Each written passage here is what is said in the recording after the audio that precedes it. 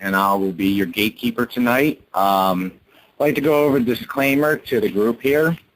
The information provided in the discussion group is for educational, entertainment, and informational purposes only. Please keep in mind everyone's individual circumstance or situation is different and may be subject to a change based on various thoughts and opinions. It is up to every individual competent person to do his or her own research and homework if they feel otherwise.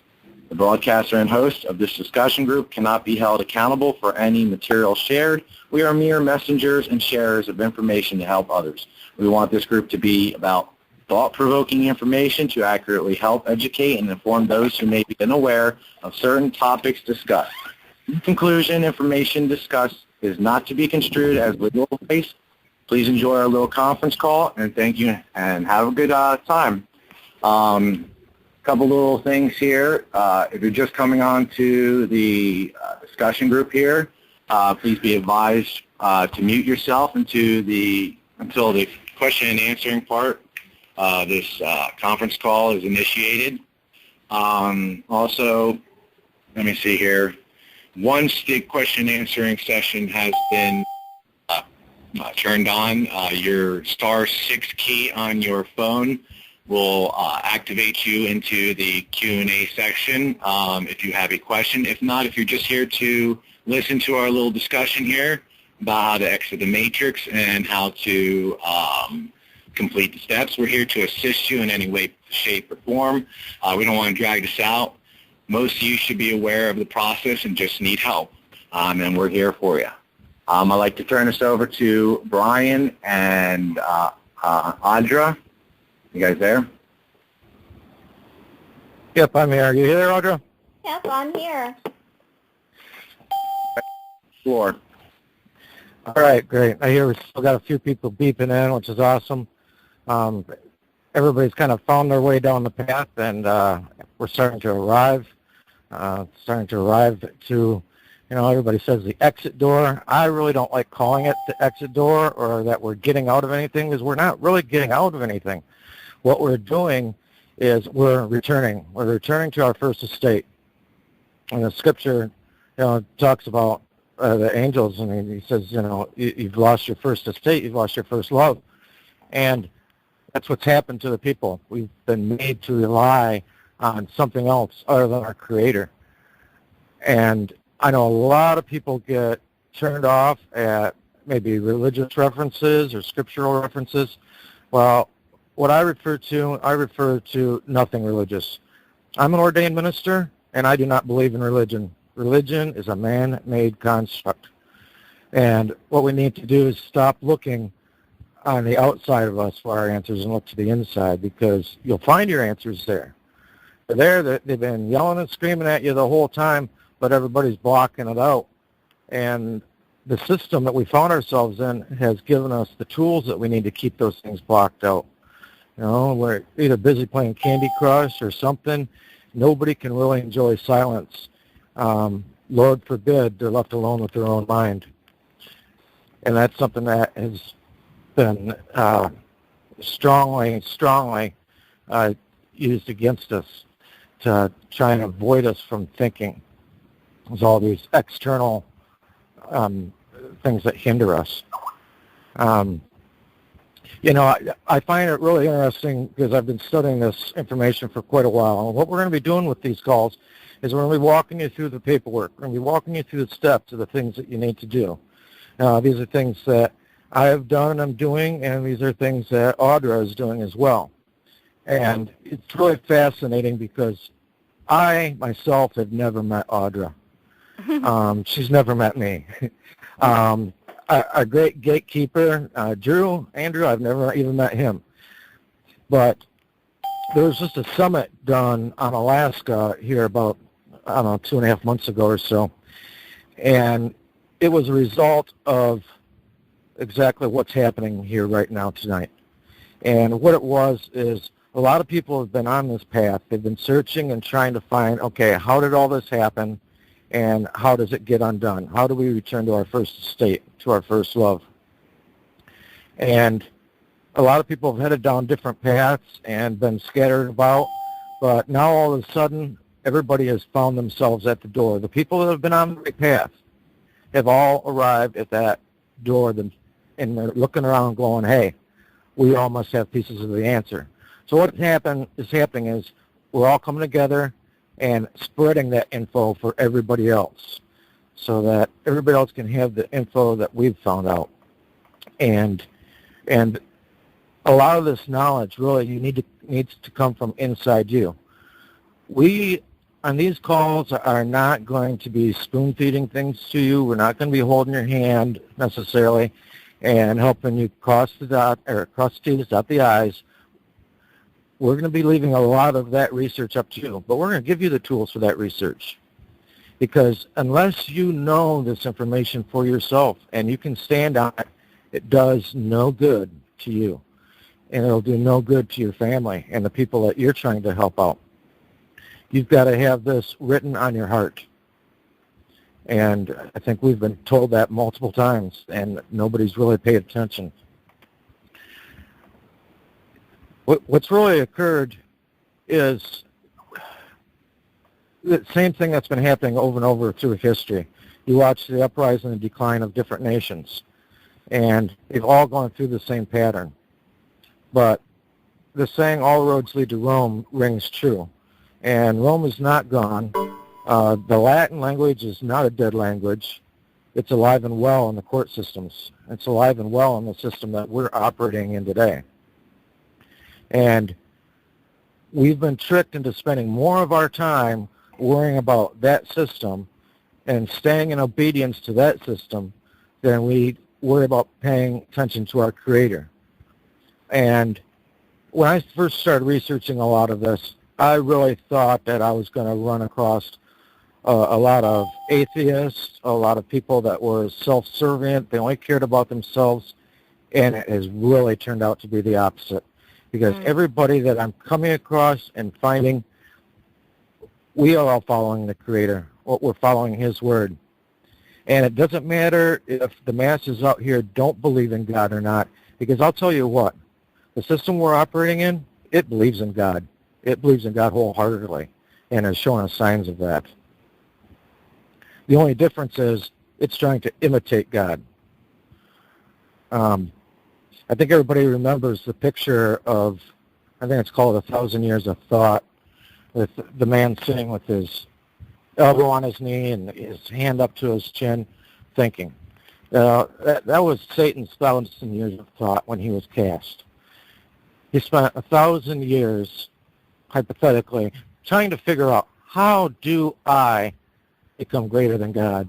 How do I get one over on Him? How do I take His place?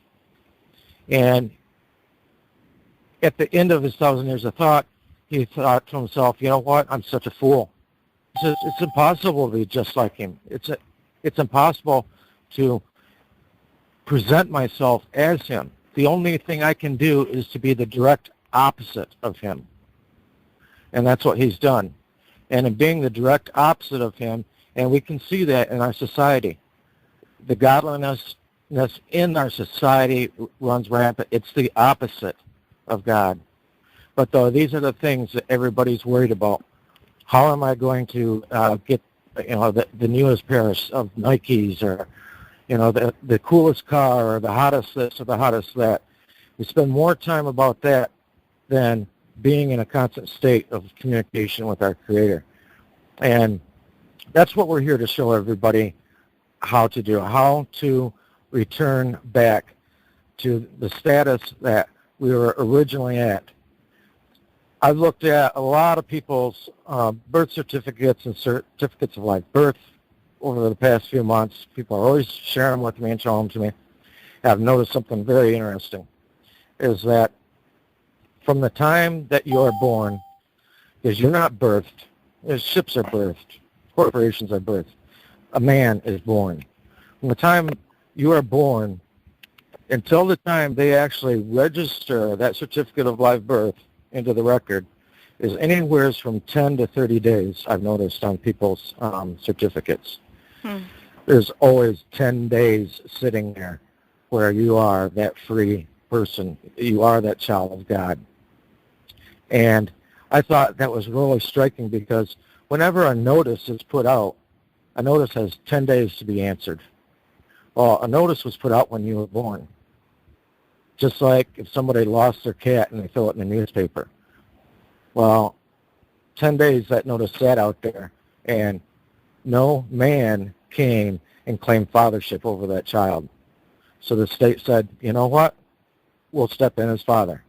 That's how they're able to do the food stamps and the different helps and giveaways that the state gives to people, is because they are the father providing for the children. The system that we're in is a male system and a female system. And the government is in the position of the male system right now, and it's taking care of its household, which is the people who are running around as lost children down here. And it's time for everybody to get in and research. I would definitely suggest everybody needs to pick up a legal dictionary. I use a Black's Fourth, and really nothing past the 4th edition, because things really start changing too much. And it's amazing when you read through, everybody thinks it sounds crazy for entertainment to read the dictionary, but it's amazing when you read these words that you think mean one thing, and they mean something completely different. And you've got to also people are going to need to start learning some of these words and the types of words they are, because there's so many words that are used that are restrictive words. And a restrictive word means that it identifies only to one thing. And I'm just going to give you one quick example of that, and then I'm going to let Audra take over here and start explaining her info regarding the authentication process for the certificate of live birth. But I looked up, I believe it was Washington, D.C., or the District of Columbia in my Black's Fourth. And it said it was a 10 square mile area in which Congress had exclusive authority. Well, that word exclusive is one of those restrictive words. And the word exclusive as a restrictive word means the word only. So right there it told you Congress only has authority right there. That's it. All of the states have been made into little franchises, and they can or cannot follow the things that Congress states and the laws that they implement. And you can see that very well in the health care bill, where they're bribing different states with different Medicare and Medicaid plans and stuff to hopefully get them to move into a one taxpayer bracket. You can actually see it if anybody lives in Ohio. If you live on Ohio, the speed limit there is still, I think, 60, 65 miles an hour. As Congress passed a law that the freeway systems would be 75. Ohio said, no, thank you. We're going to stay where we're at. So Congress told them, fine. If that's what you want to do, then you're going to pay for the freeway systems yourself. And Ohio went along with it. Well, you know what? We are in that position as well, where it's time for us to say no to Big Brother, to, put on our big boy pants and start administering our own states. But first, everybody needs to learn how to get back there, how to get back to it, and how to correct the record. We aren't really entering a lot of new stuff or changing a lot of stuff on the record. What we're doing is taking what's already been there and correcting it, because the government did it for us. Because just like I said, there's a male and a female side in operation. There's a positive and negative side following everything as well. And you have to choose who you're going to follow. Are you going to choose that positive side, or are you going to choose the negative side? Because I'll tell you what, if you don't make a choice, that choice will be made for you. That choice has been made for you, and it hasn't been a very good choice. You want to take it from there, Audra? Sure. Thanks, Brian. Great intro. This is Audra. I live on New Hampshire, the East Coast, and one of the biggest purposes in starting this call is to help relieve the congestion, if you will, for Judge Doucette's calls, Josie's calls, for Cookie, Oh, I know all these people are just bombarded from so many across the country and even outside the country, around the world. Um, what we want to do is for those who understand the purpose in changing your status is all about, and they've already reached that point where they're ready to start the paperwork. Those are the people that we are able to help here. We can't help people who don't understand what the process is about or even why it needs to be done, or if you want, and there's some people out there who don't want to change their status. It's a different path for different people. So if you are ready to begin that process and start learning who you are. I tell you, it's one thing to learn. You were talking about the manipulation, Brian. On the public side is one thing. When we're watching the political stage here in a re-election year, in the public arena, it's a whole other awakening when you come to understand how manipulated your personal life is. And it takes some time. It's kind of painful. In fact, it's very painful as you come to know just how much your life is controlled when you don't know who you are. And it's a growing process. You get to go at your own pace, and we're going to meet you where you are. Everybody's in a different place, and that's okay. If you just found out about this yesterday, or you've been doing this for 10 years, you have a full array of experience here on these calls, both our call and Judge Doucette's calls, the judge's calls, Josie's calls, MJ's calls, all kinds of different paths and experiences that they are bringing to these calls. And you're going to find a lot of comfort in that. You truly will. So I'm very honored to be here. I'm very honored that Brian and Andrew agreed to do this call. And we're also hoping that other people across the country will form their own little pods and start having these conversations. Start helping other people start the process. And let's duplicate ourselves. We have a lot of people to reach here. A lot of people to reach. And Can I comment on that, Audra? sure. You know, one of the things that is shown in the church for everybody to do, and it may not sound like it relates, but directly does, in the church, especially the Catholic Church, one of the things they do very early in your life is they baptize you. Well, back in the time of Yeshua, who the government tricked us into calling Jesus, or actually King James tricked everybody in the beginning, but when Yeshua was here, the Roman system at that time, they were going and they were baptizing as well. And what it was an introduction into citizenship for the country. All right. Well, John the Baptist was doing something very different. John the Baptist was going and he was baptizing people into the kingdom of God. And when they were baptized, a new name on a white stone would be given to them. All right. And these people went out, and did Yeshua say, hey, you guys go start the Methodist church, you guys go start the Protestant church? No. What he did is he said, you guys go in groups. We know the disciples were a group, a small group. And generally these groups would be 10 families together. And they would have what we know as a church, their own little church. And since they were part of the kingdom of God and not a part of the Roman kingdom, what would happen is that One family, they might be the ones that are the agriculture people, so they help supply food for everybody else. Another one of the families might have been in the textile, so they might have made clothing and stuff for everybody else.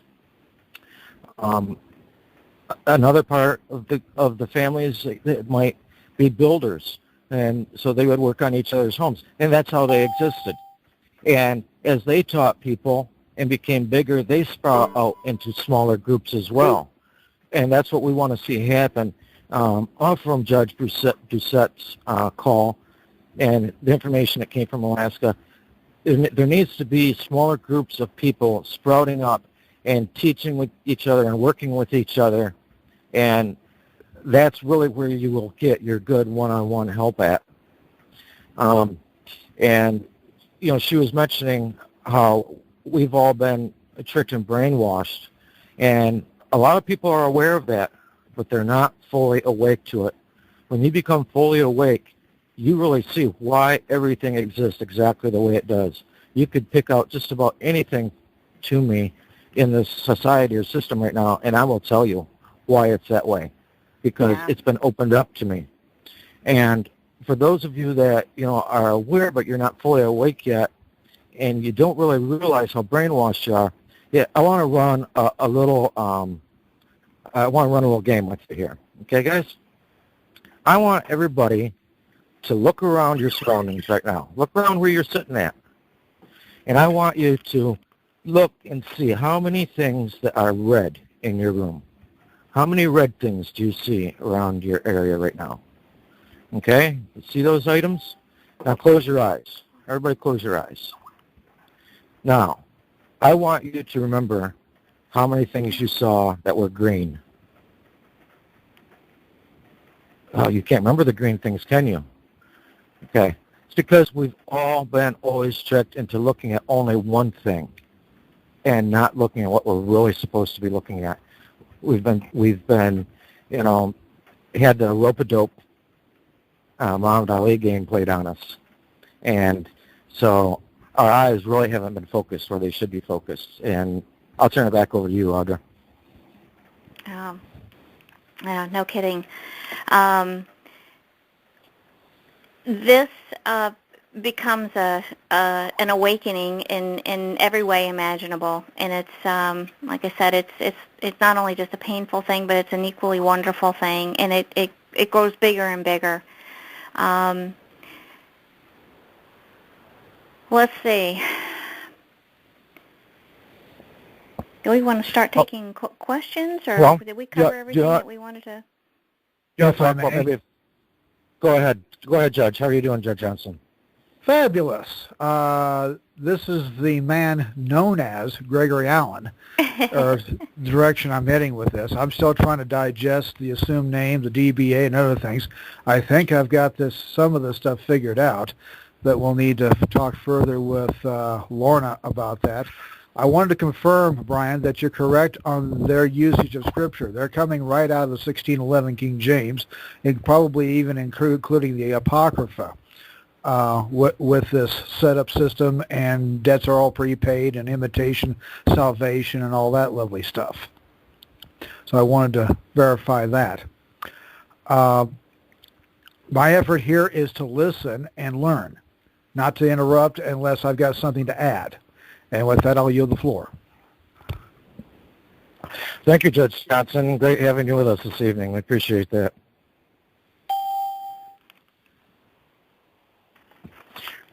Audra, did you want to go into maybe initial steps for authenticating and see what questions people have there? Okay. The first step is getting your birth certificates authenticated. Get them ordered. There's some caveats depending on your state, and all it takes is calling Vital Statistics and ordering the birth certificates. Many states, I understand, you can order the authentication when you order the birth certificates. They will send them, in other words, from Vital Statistics. directly to the Secretary of State to be authenticated before they arrive to you at home. And I understand there's some states that don't do that. So that's the first step, getting that birth certificate authenticated. You want to understand the difference between authentication and apostille. You want that authentication for a non-Hague country. I got ours authenticated for U.S. courts, and that was per Josie. I followed that. I got a little bit of a puzzled look when I did that, and she seemed to think that I was making a mistake, and I just assured her that that I was very sure of what I was doing. You can pick a non-Hague country if you want to. I just did it for U.S. courts. I'm being very direct about it. I come to this process having gone through many, many years through the family court. So I have an active case that's been, active and non-active over the course of 10 years. So I'm not beating around the bush myself. Everybody's going to be different. You're doing this all for different purposes, and some of you have issues that you're dealing with that has brought you to this table, and other people don't necessarily have any kind of legal issue at hand, but something has brought you here. Something has brought you here, and it all starts with the birth certificate. If I may. Mm-hmm. Audra, why did you go for U.S. courts on that? Because the U.S. courts are foreign to us as American nationals. So when you Okay, let me restate the question a little bit with some preface then. Are you coming at the position that you're merely officializing your status as a national as opposed to correcting it? I am correcting it. Okay. Because, so what brought you to the position of going after you?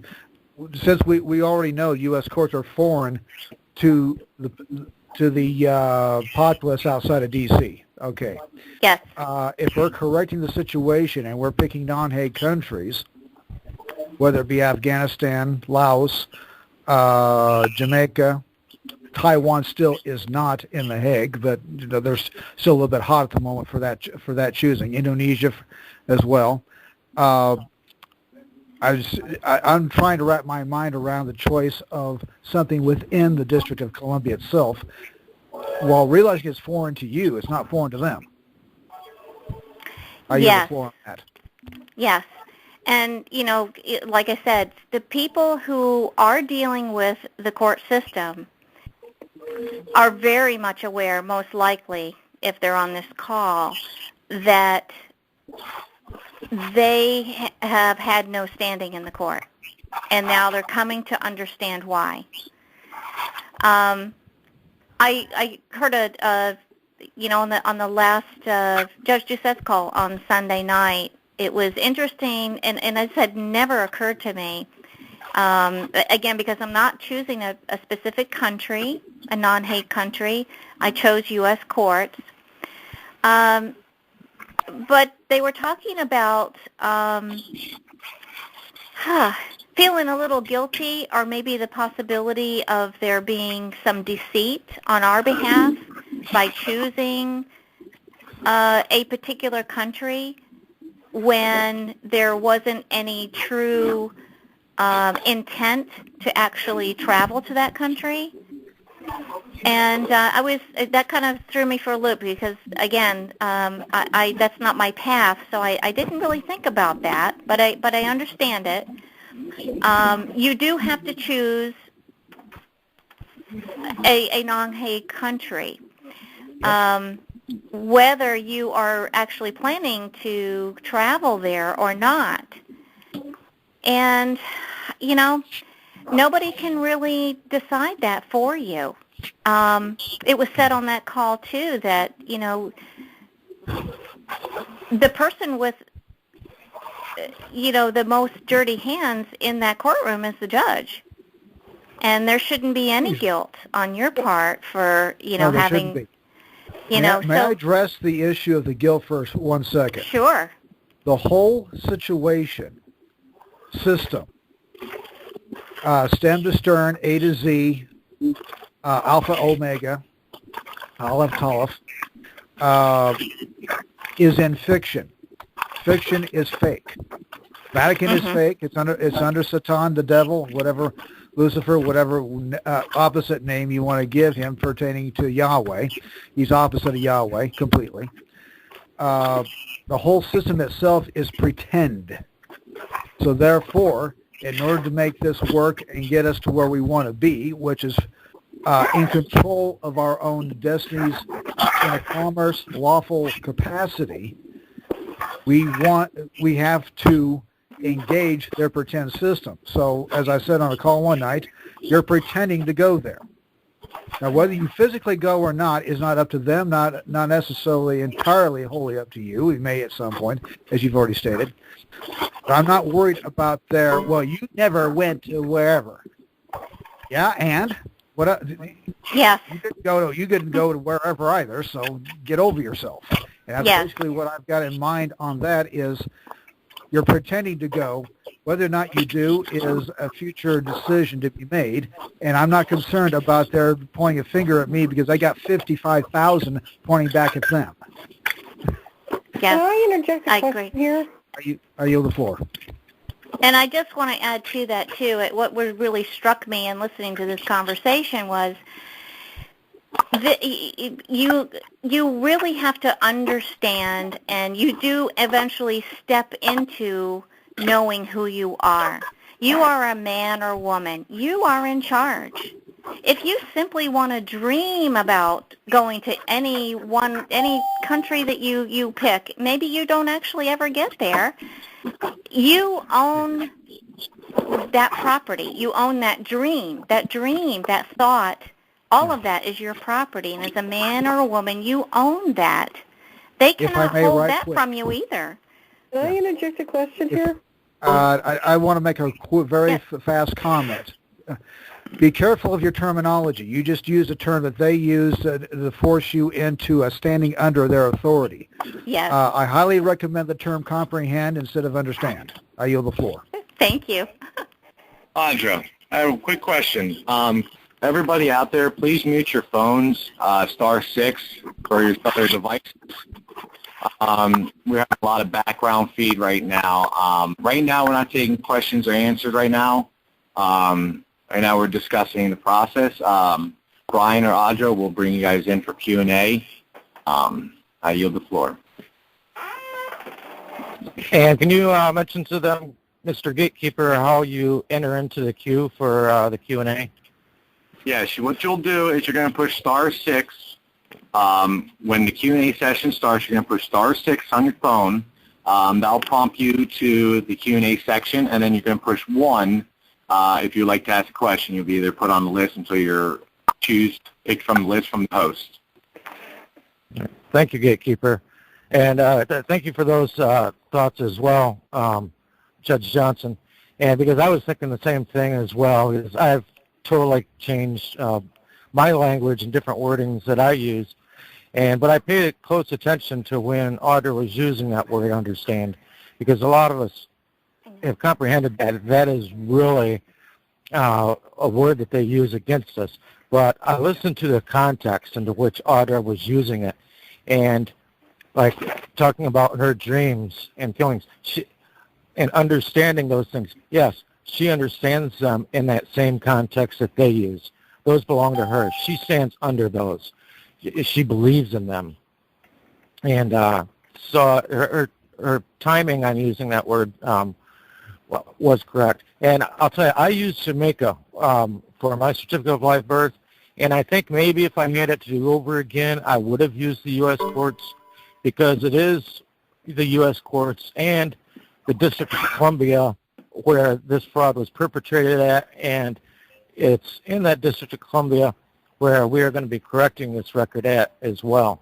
But I chose Jamaica because I figured that if everything goes south and they don't like what I've done and they're going to extradite me, I guess I'd rather be extradited to Jamaica than anywhere else. So, but, and people need to also, when you look at different words, and I'm glad Judge Johnson brought that up, every little word that we think is normal, well, you know what? They're writing the rules. Go buy a dictionary, a legal dictionary, Black's Law, and look up the meanings of each little word they use, because they can mean something way different than you think. If and I when may, we look at, right quick on that. Go ahead. Thank you. Yeah, I fully agree with you on looking up terms. I would, if this is just your first foray into grasping or comprehending the situation as it is and trying to figure out what the heck happened, who did it, everything else, start off with Judge Anna's book, An American Affidavit of Probable Cause. They'll lay you a solid foundation, and if you're just touching this for the first time, you're going to have to go through that book about 5 times, word for word, before it finally starts to sink in, because you've been hypnotized. Fortunately for me, our Heavenly Father solved that problem about 20 years ago when I realized that, no, I don't spell my name in all caps. Now, what I didn't know then is that in some cases, especially with how we label ourselves, the rules of English do not apply. I'm not a proper noun at all times. But if you're going to get the dictionary and start looking stuff up, take the 14th Amendment for starters, because there's a whole bunch of terms in there: person, authorized, citizen. You've got reside in there.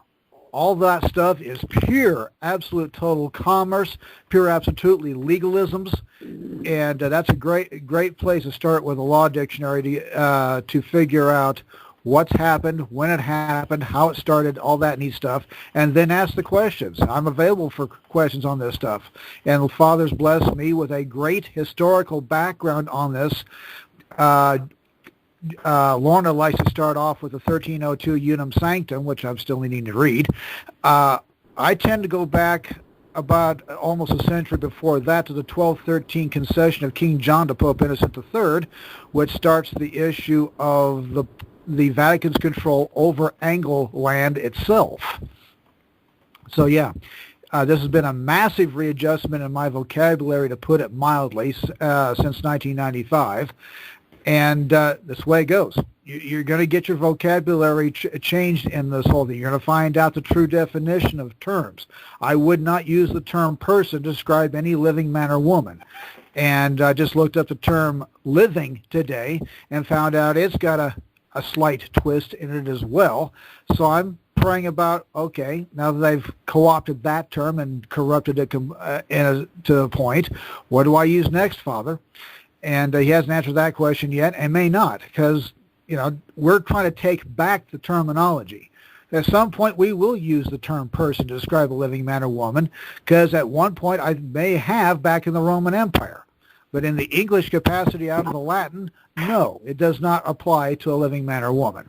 And with that, I yield the floor. Thank you. And you know what, Judge Johnson, one of the things that I found fascinating, and a lot of people say to me, oh, well, the world of legalese, they went and changed the meanings of words, so that's all fraud, so it doesn't matter, da-da-da-da. Well, you know what, guys? That's not really how it happened. What really occurred was that they used a third party to do that for them, a guy by the name of Noah Webster. And when he was in his old age, he was asked, what was your single biggest accomplishment of your life? And Webster said, it was the bastardization of the American language. Because these words that are being used by legalese are probably closer to the way these words were originally used 150, 200 years ago. But through, our street talk and through Webster's deceit, they've gotten switched around on us. Yes, go ahead. Yeah. It's interesting you bring that up, because I just had a conversation Sunday at a 508 And for those of you who don't know what a 508 is, it's the 26 U.S.C. 508 C1 capital A, where the term church is actually located in the IRS code. 501c3s are nonprofit organizations. But anyway, I was having a conversation with another brother there, and we were talking about Webster's Dictionary, the first one in 1828, that he was paid to slur the words. He was paid to twist the definitions of those. He was paid apparently quite substantially. I didn't know how much, and the brother gave me a better idea of it. It was a bit of a substantial amount to write the first commonly used dictionary at that time. Before then, there wasn't one. And with that situation, he was well compensated to twist things up and mess around with stuff, including the spellings. If you go get a 1611 King James, Hendrickson Publishers online sells 1611 reprints with the Apocrypha and without the Apocrypha. I have one and have had one for about a decade now. That's another story in itself.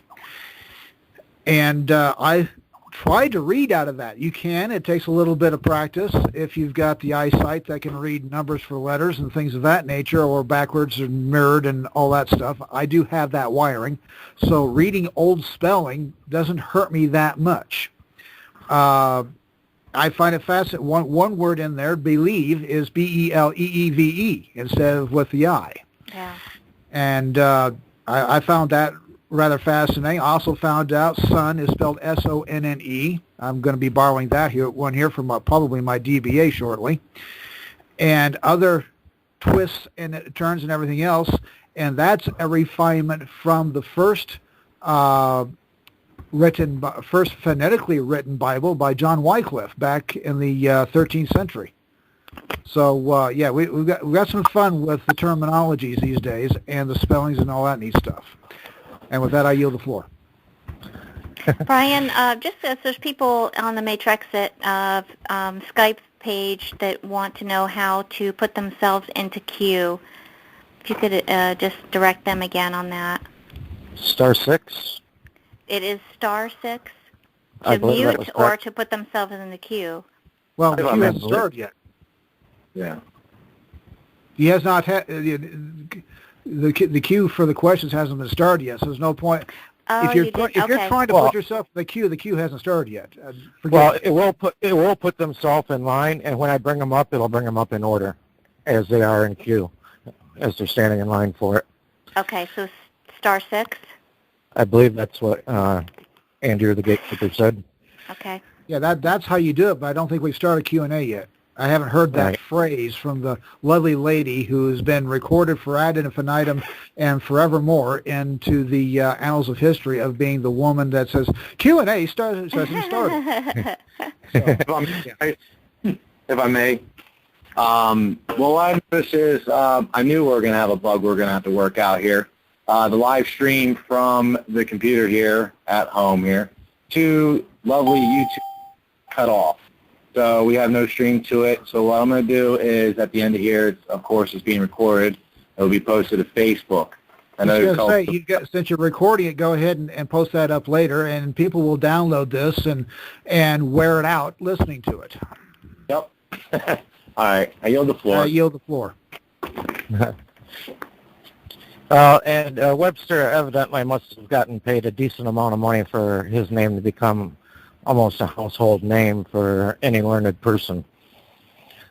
So, and, I think it was funny when you were talking about the writings, Judge Johnson, because it's gotten to me now to where when I'm writing things out, I've been reading so much stuff from Latin and different things that I'm going and I'm throwing an E on the end of the word with, and it's starting to spell things the way I've been reading them.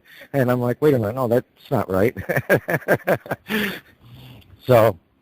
Yeah, Latin's a language you're going to have to pick up some of the terminology with. I'm still trying to figure out how to pronounce ab initio or ab initio, which is from the beginning. Then you got nunc pro tunc, that's N-U-N-C, P-R-O-T-U-N-C, for now, for the meaning now for then. Right. and using Yep. both of those in documents and things of that nature. Yeah, Latin's part of the origin of the legalisms of this thing, along with the medical field. And, the interesting thing about that with the Latin is that the Latin is actually what our King James, the 1611, that's where that came from, was the Latin writings. And I've done a lot of, it's funny when you start researching this kind of information because it starts opening your eyes to different things, and it really opens your eyes to the spiritual side of what's happened. Because you look at Tyndale and Wycliffe, all these other gentlemen who wanted to translate the Bible into something that the people could read, and what they were going and translating it from is they were going back to the original Hebrew and Greek. Well, what happened to those guys? These guys were either getting killed or even after they died. I think Wycliffe's bodies were dug up and his bones were burned and scattered into the river. I mean, horrible things happened to the people who attempted to translate the Bible. But when King James had the 1611 translated, he brought together, 70 guys who spent 5 to 7 years behind closed doors translating it. And did anything happen to them? No. The king actually protected them. And why? Because he was they were writing things and translating things from the Latin pretty much. I think the majority of it was Latin, some was Hebrew and Greek, but the majority of it was the Latin. And they were translating it in such a way that it would be favorable to the government of that time. Yeah. And so we have to be very careful with different things that we read out of it. Romans 13 proves that out a bit in the way it's laid out. Romans 13 actually does not pertain to secular authority. It pertains to what is called, the Greek term is ecclesia, which just simply means a council, as it were. A city council could be a city ecclesia, for that matter, but it's mostly pertaining to the church itself. And verses 3 and 4 establish that, especially verse 4. The term diaconus is used in there as minister. It actually is where the English term deacon comes from. And somebody show me a deacon in secular authority, please. I don't care if it's in this country or not. I haven't heard of one. So therefore, that to me takes it out of the context of secular authority as it pertains. It puts it back in the church system. Any event, we should as well. Part of this effort of leaving the matrix is not only to know what has happened, who did it, when, all the 6 serving men of who, what, when, how, where, why. You also need a solid comprehension obviously on the terms level, and there's people out there that are wired for case law. I'm not one of them. There's people out there that can search LexisNexis till they're blue in the face. I'm not real good with that. Lorna has talked about her 12 years experience with that, and okay, fine. Have fun with that. Unless I've got the number of the statute within either the revised statute of the state or the county situation or the U.S. code itself, I tend not to go there unless I have someplace to go. Just searching it for the sake of searching it doesn't work for me. In fact, I'm trying to find the blue light emergency thing out of Title 42 of the Colorado Revised Statutes that state that the cop can only turn on his lights for emergency pulling somebody over for a fractionalization of revenue is not an emergency purpose. So there's that.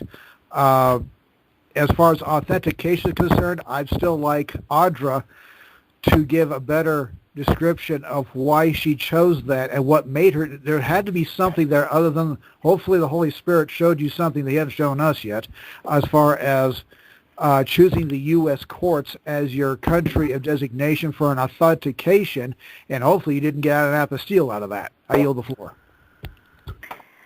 I'm actually, as you're saying that, there's a couple of people asking about the U.S. courts on the MATREXIT Skype I'm room. seeing that.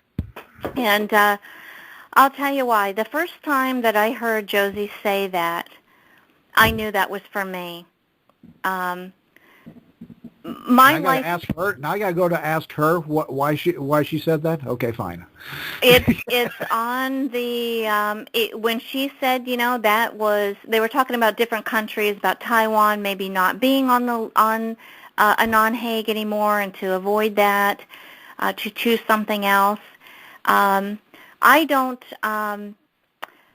dream about going to other countries. My whole life ended when my children were removed from me. For no reason whatsoever, absolutely nothing. So they took my flesh, and to me, Monica.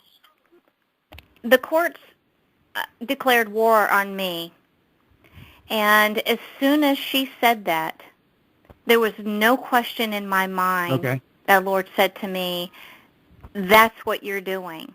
I am being very direct and bold, and I am not beating around any bush about what I want my birth certificate authenticated for. Your cubs were taken away, and a mother bear's pissed. I get that.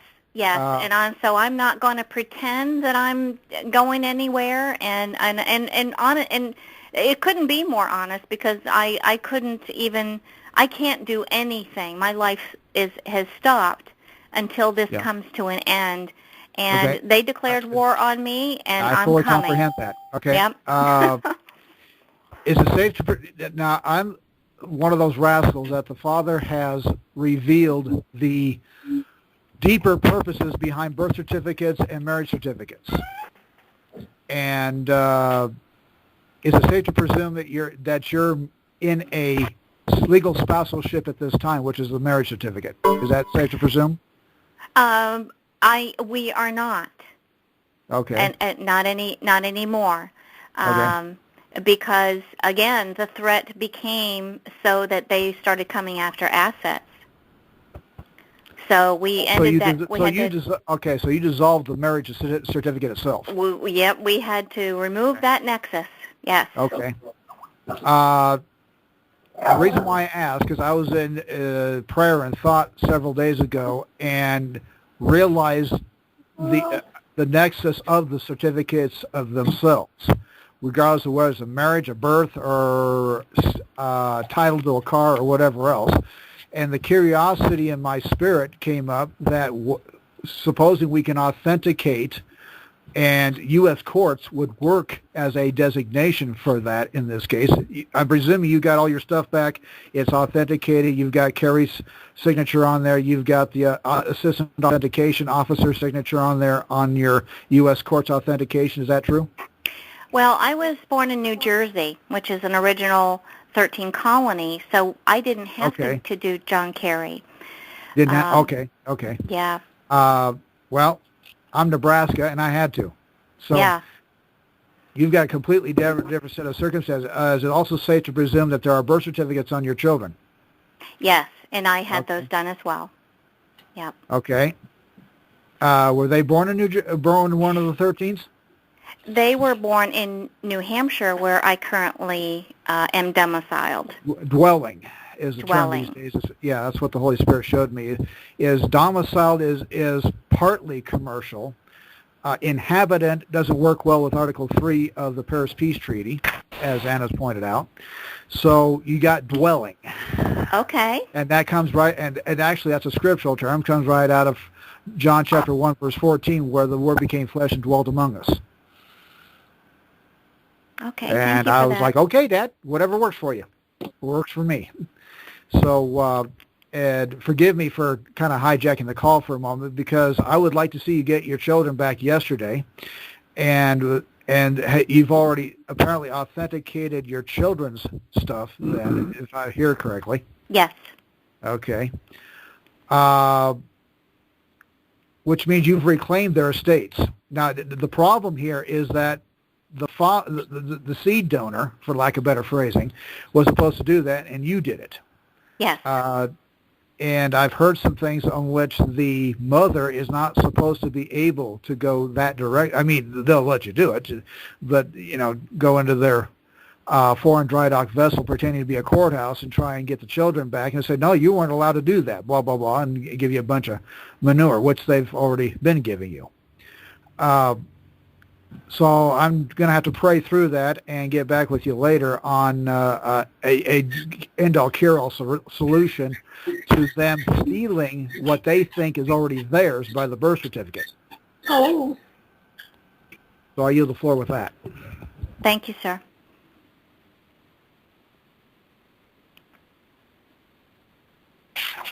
Do you guys want to start the Q&A? Yeah, how many do we have in queue now? Right now it hasn't been activated. Hold on. Let's see. One of the things that Judge Johnson touched on, I wanted to reiterate is you may hear us, correcting language if we misspeak or if there's a better way to state things. We encourage each other to correct everyone because you're going to be, relearning language. Everything that you think that you are saying is not what you mean or not what you think it means. And so it's very important if we are, get lost in the language, we've got to get back to the correct language. And that will be one of the first things the first walls that you hit when you dive into this is the language. So that's why you hear us, correcting each other on specific wording because it means everything. It means absolutely everything. Audra, I wanted to touch on that with what Judge Johnson said because, I've been thinking about the same situation because the females have a different standing in court than the males do. And it's not to be a bigot or anything like that. It's just the way it is. And I've thought about that issue with the women being able to get their children's birth certificates authenticated, or rather the certificate of live birth or the long form, rather, get those authenticated, and their standing when it comes to that. And I thought deeply on that, and the Spirit spoke volumes to me through none other than the he-she Bruce Jenner, all right? And the Spirit said to me, God does not see man, God does not see woman, God sees the Spirit. And that is the Spirit that we need to pull out and that we need to display in front of them and be acting through. If we're not acting through our Spirit, I think a lot of the things that people are trying to do won't get done because they're not being guided correctly. Absolutely. Do you want to bring in the first caller, or do you want me to? Yeah, no, go ahead and bring in the first caller. Go right ahead, I guess. Area code 847, you're on. That might be me in 847. Okay, go ahead. Yeah, this part of the discussion opened up so many questions. As far as the discussion earlier about the authenticating to U.S. courts, I guess, Audra, from your response on the Skype page, you're not recommending that be done, even though Brian cautioned that if something happens, you could be, in my case, I'm going to be off to Indonesia. I'd rather not be there. Is there a situation that, or could I somehow change that? And my situation is further complicated by the fact that I was born in Toronto, Canada, so I have to send everything there. And I'm waiting for my authenticated birth certificate to be returned. I sent it off last week. If I may? By all means. You said you were born in Toronto, Canada? Yes. Okay. Funny, it's interesting to me that you bring that up as a so-called foreign land. I'm dealing with somebody in Southern California that is a naturalized citizen of the 14th Amendment from Vietnam. She got her Vietnamese birth certificate authenticated at the consulate in San Francisco. Has already got the citizen. Are you a naturalized citizen, or are you just here? I'm naturalized. I was naturalized. You're naturalized. Okay. You get to do a double. You get to try and get your birth certificate authenticated through Canada, and that situation. I'm sure there's a consulate somewhere in the U.S. I have no idea where. I'm not familiar with. Okay. And then you also, this is going to be fun. You're going to have some fun with this. You get to go to the Secretary of State which you got your citizenship certificate and get it authenticated probably there. In her case, it's California. She's been there for the last 30 years. And then you get the authentication from Carrie's on your citizenship certificate. So you get to claim both estates. Okay, I'm totally taken aback by this. I've already gotten my certificate of naturalization authenticated. They're very nasty in that office. Was that is that the state of or the Carrie's office? No, it was actually done in the what do they call it? Citizenship and something else. It's, I guess, part of Homeland Security. Okay. Anyway, see if you can authenticate at Carrie's office. Well, he doesn't have an office in Chicago. No, what I'm saying is the DS 4194 form off his website at DC is for authentication process of certifications. You are holding a certification, which is evidence of a trust, evidence of an estate. So you can try and claim both. Okay. So when I understand that I have to file the authenticated, once it's authenticated by the Secretary of State's office, then it has to be filed in the county office. Is that correct? That I'm going to have to let brainier brains than me talk about as far as the Georgia authentication of 1776 Great Seal and the Lamar County thing that's going on down there for that. And I've also heard some stuff about having to go to your county of nativity for recording it there as well. I need to let better folks than me figure that one out. Okay. So am I sending the original certificates to John Kerry? I really don't want to let loose of my certificate. No. Figure out if you can get a certified copy of that. Okay, I can.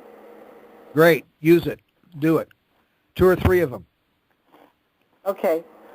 And if they give you a hard time,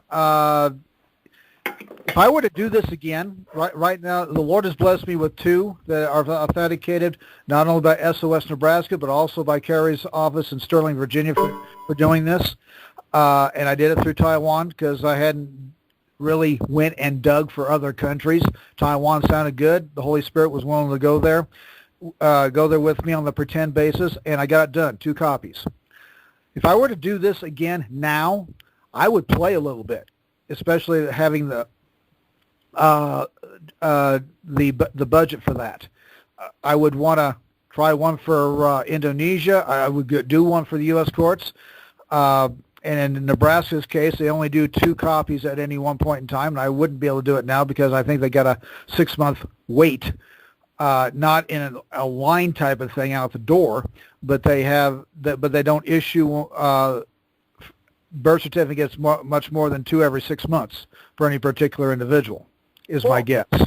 What I'm still a little fuzzy on is when I don't send my birth certificate to John Kerry because he can't authenticate a Canadian birth certificate. Okay. So, but he can authenticate the certificate of naturalization. Yes, he should be able to. That's my surmisation with the conversation with the Vietnamese woman in California, and that was what the Holy Spirit said. It's a certification. In fact, I'm curious about doing marriage certificates on authentications too, with the husband claiming the whole situation and reversing the trust. When I say reversing, I mean changing positions in the triangle of beneficiary, trustee, and executor. Now, one individual can hold two positions of executor and beneficiary, but not trustee. Correct. And in order to switch positions, there has to be a reoffer of the trust, which is a whole other explanation in and of itself. Is there a I did class that with my... somewhere? I'm sorry, I missed that. I said, is there a class we can take somewhere? This is... The fun part about that, yeah, there is, but it's more or less a self-learning thing. Creditors and Brandon Adams of creditorsandcommerce.com did a lot of research out of the U.S. Code, birth certificates, and things of that nature as far as reversing trusts. Dean Clifford did some excellent work on teaching about trusts and their structure. And I've been in that direction since about 2009, and then came into this just a little while ago. I've been at this since 1995, figuring out why my name was spelled all caps in my paycheck. Once I figured out what that was and what it belonged to, supposedly, then it was time to figure out how to take authority over that, if at all possible. Well, I'm definitely going to have to listen to this recording a few times. Yeah. Yeah, listen to this recording, and as well get on the Sunday night calls with Judge Bruce Doucette. You can find that on YouTube with Revolution News and Information. Yeah, I do also recommend, even though he's sitting in Florence in a jail cell by his own choice, Brandon Adams' website, creditorsandcommerce.com. That is an excellent, very detailed layout. In fact, I'm going to bring that up just to make daggone certain I'm not lying to you folks, and it's no longer there. So let me go find that right quick. I yield the floor while I'm pulling that up. Yeah, Creditors and Commerce is a good site to go to.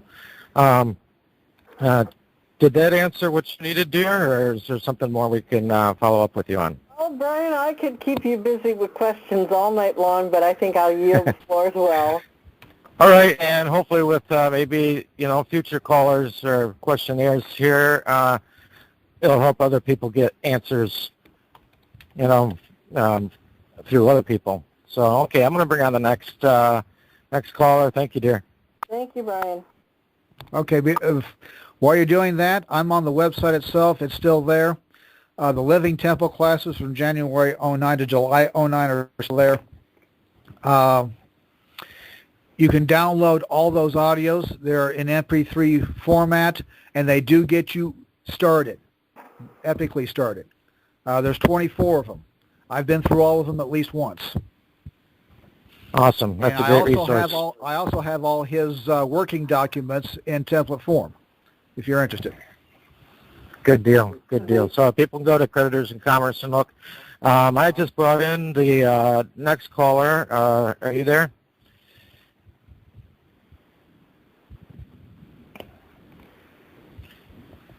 All right. Maybe not. I'll give you a second. You should be unmuted. Next person or next individual, or man or woman, rather, that had a question. Okay. I'll bring on the next caller then.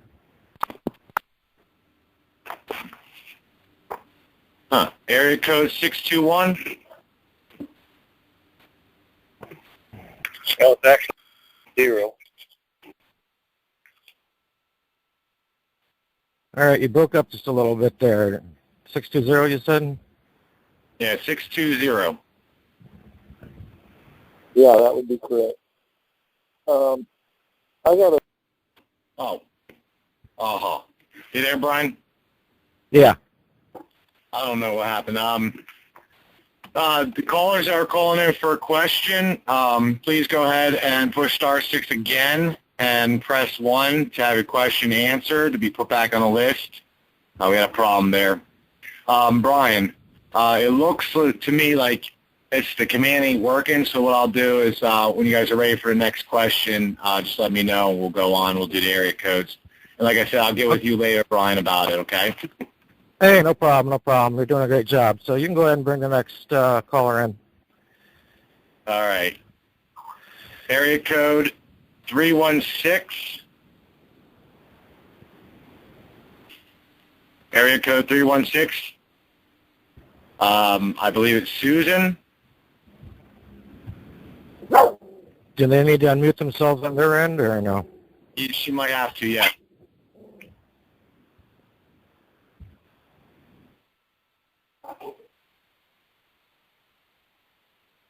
Okay, now can you hear me?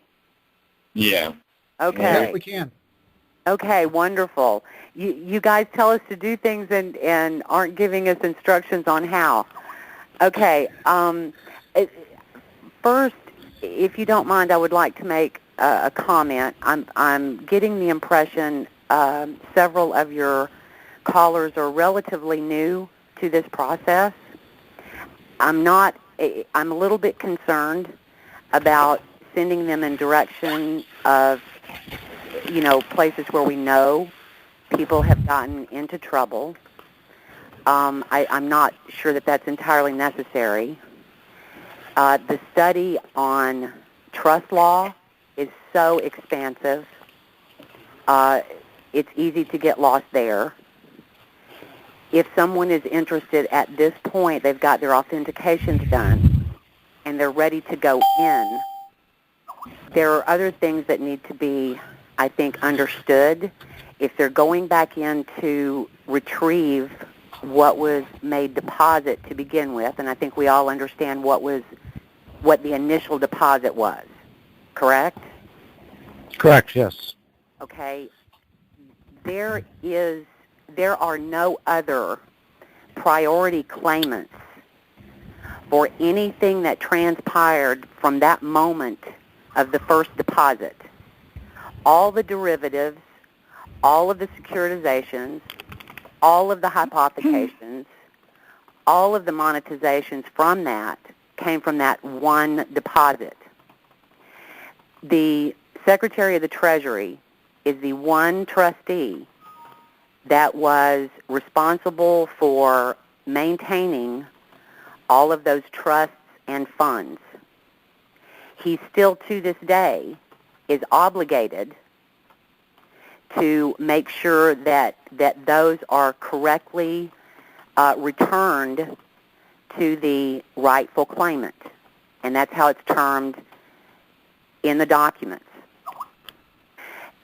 I understand from the standpoint of the legalese and the etymology of words and the bastardization of the English language. I also think that it's a real challenge and I do understand where you're coming from, but the fact of the matter is we don't have time to learn Latin. We have English, and I do think that there's a great deal of care that needs to be made as far as the terminology, but we are outside their jurisdiction. There is no one else with superseding authority over those deposits and everything that transpired from then. We have the challenge of the Social Security account, the Social Security number, any number that's been attached to that debtor position or the decedent position. But we also have the ability to claim diversity of citizenship. One point that I want to make that I think is a very valid point was from a gentleman that has been in this work for a substantial amount of time. He, at one point, was an ambassador for an organization. He made it clear, and he's gone through, and I think we all agree and recognize that the, quote, Constitution is not ours. A lot of these treaties are not ours. We are not party to them until we become party to them. Even those that are promoting law of the land or common law, if you read those documents closely, everything leads back to the law of nations. Everything leads back to international peace treaties and acts of Congress. We are all qualified to have automatic perfections and protections under any international peace treaties. And when I say international peace treaties, I'm talking all lowercase, international peace treaties, under which the United States, the states of the United States, the United Nations, and the Organization of American States are bound. And it's under issues of personal security. I think we all also recognize that there are two birth certificates. There's the one that was issued approximately 10 days after the actual being born, and then within 90 days, there was the all-capital name issued. Are we in agreement on that? Yes, we are. Okay. And, I invoked also the Law of Nations on the ID that I use, because those things you are qualified for. We are qualified for. We have to understand how and why. Well, it's helpful if we understand how and why, and it's also helpful if we understand that is a maritime and admiralty jurisdiction. It just is. There are good reasons why individuals like all of us are supposed to have automatic perfection and protections, and it goes to the convolution of the building's worth of statutes and codes and this and that and the other and everything else. There's a reason why we're supposed to have those automatic perfections and protections. It concerns... Well, yeah, you're correct. We were supposed to have them, and everybody was born basically with dual citizenship. We just got tricked into claiming the one that places us into bondage and is to surety for the national debt. Well, it's even beyond which you a dual touched on. citizenship. It's beyond a dual citizenship. Because if you're talking about a dual citizenship, for example, we have a citizenship with the state and we have a citizenship with the United States, you still aren't out of the woods. You haven't claimed the ultimate citizenship, which is not a citizenship at all. It is on equal footing with the law of nations. And that is what living people are. Citizen is synonymous with subject. We have to find our footing, and as live men and women, our equal footing and being on equal footing with sovereign nations is not as a state citizen, and it's not as a United States citizen. You're absolutely correct. You're correct. I've posted that a few times from the common states online, where it gives you the breakdown on the authentication process and the qualifications. Because after it's taken care of at the federal level, then you are qualified, and it doesn't mention anything about citizenship. You are just plain a natural-born American. There is no citizenship. Well, but again, American is synonymous with United States citizen in their terms and codes. A lot of people don't understand American isn't a nationality. Yeah, you're looking for national on that, not American. Right. Your nationality, and it's confirmed in the Government Styles Manual, I think at 5.23, your nationalities are Texan, Louisianan, New York. You have that exactly right. It's out of the 2008 GPO Style Manual. Yeah. I've got an electronic copy if anybody needs one, and you're completely on point with that. Keep right on going. Thank you. The other thing, and this came up with a research survey, because I'm highly monitored at this point. A survey, and one of the questions was to race. And before I would answer any question, because I have fun with this, I will talk to anyone that calls. We're friends. I have mutual respect, and that is something also that people need to understand, is that under the law of nations, it is about mutual respect and reciprocity. When you're on equal footing with and in the law of nations, it is about maintaining world peace. When people get up in arms or they want to fight their oppressors or things like that, that's when things turn for the worst and people go to jail or prison. It's a matter that is supposed to be held, and it is a matter of national security. It's a matter of everyone's security, that we treat those people that we might view as our adversaries under the terms that are required under the law of nations, and that is to maintain the peace, because it's a very tentative peace, as I'm sure we all have felt and seen. It's a very tentative peace.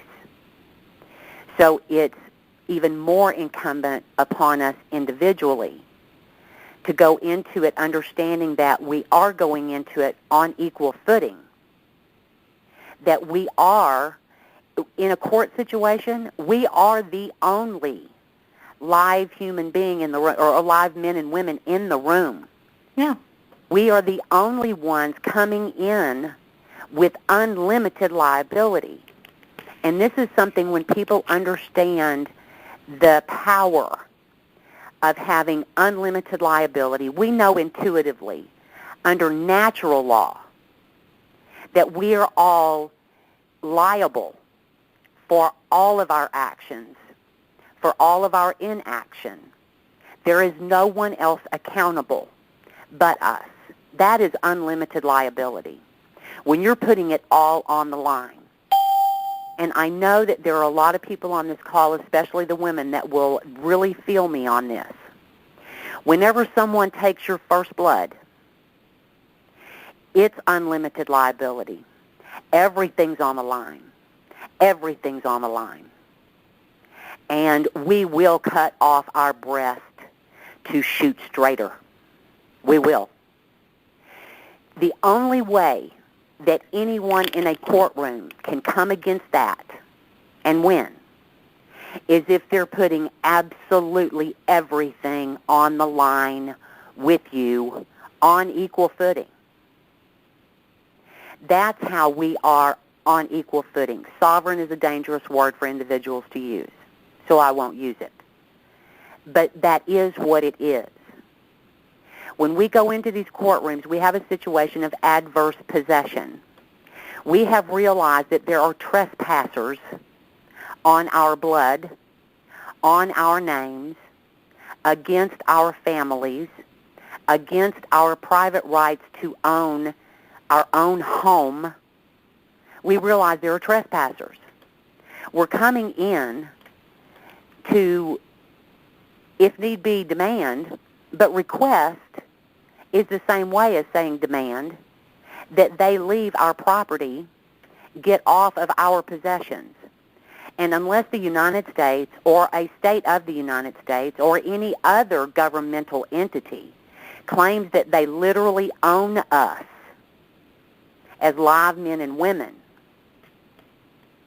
they don't have any standing. That's right.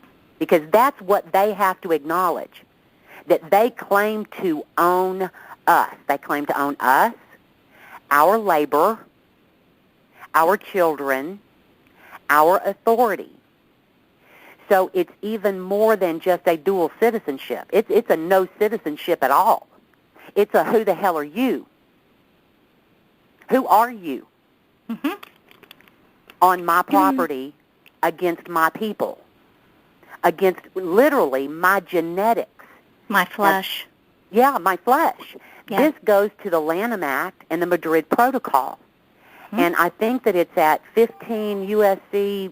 1141N that it basically states that we have those automatic perfections and protections under any international peace treaties, and acts of Congress that they are held in. We're not held there. We're the ones that are offering peaceful settlement for everything that we are owed and due from those first recordals. And when I say first recordals, I'm saying in all lowercase, in quotation marks. The first recordals and dates of origin. Now, dates of origin is also in quotation, but dates, the D in dates and the O in origin is capitalized. Those first recordals and dates of origin go back to the very first dates that are evidenced on those documents. We can take them down and out with those two documents. This is one way that I think of those two documents. I think of them as the legal title and the equitable title, because that's what they are. If I could just interject just a little bit here, is where is the court that we do this in? It states in, as a matter of fact, I was going over this morning a beautiful finding, and it's in, what is eating us alive is Title 28, and it's called Revised Title 28, USC 1940, lowercase ed, period. That is the sum and substance of what is eating us alive. In approximately 1943, they basically took and made all of us, without our full awareness, officer substitutes in the national bankruptcy, which means every time we go into court, if we present an ID that is attached to that Social Security number or any one of their other numbers that we've unwittingly volunteered to get and say is ours, because it's not. I can promise you it's not. No. However, mine is now because I authenticated my Social Security card. I thought that was funny. But okay. What was that code site again? 28 USC 19 what? 1940. 1940, as in the year 1940, lowercase ed, period.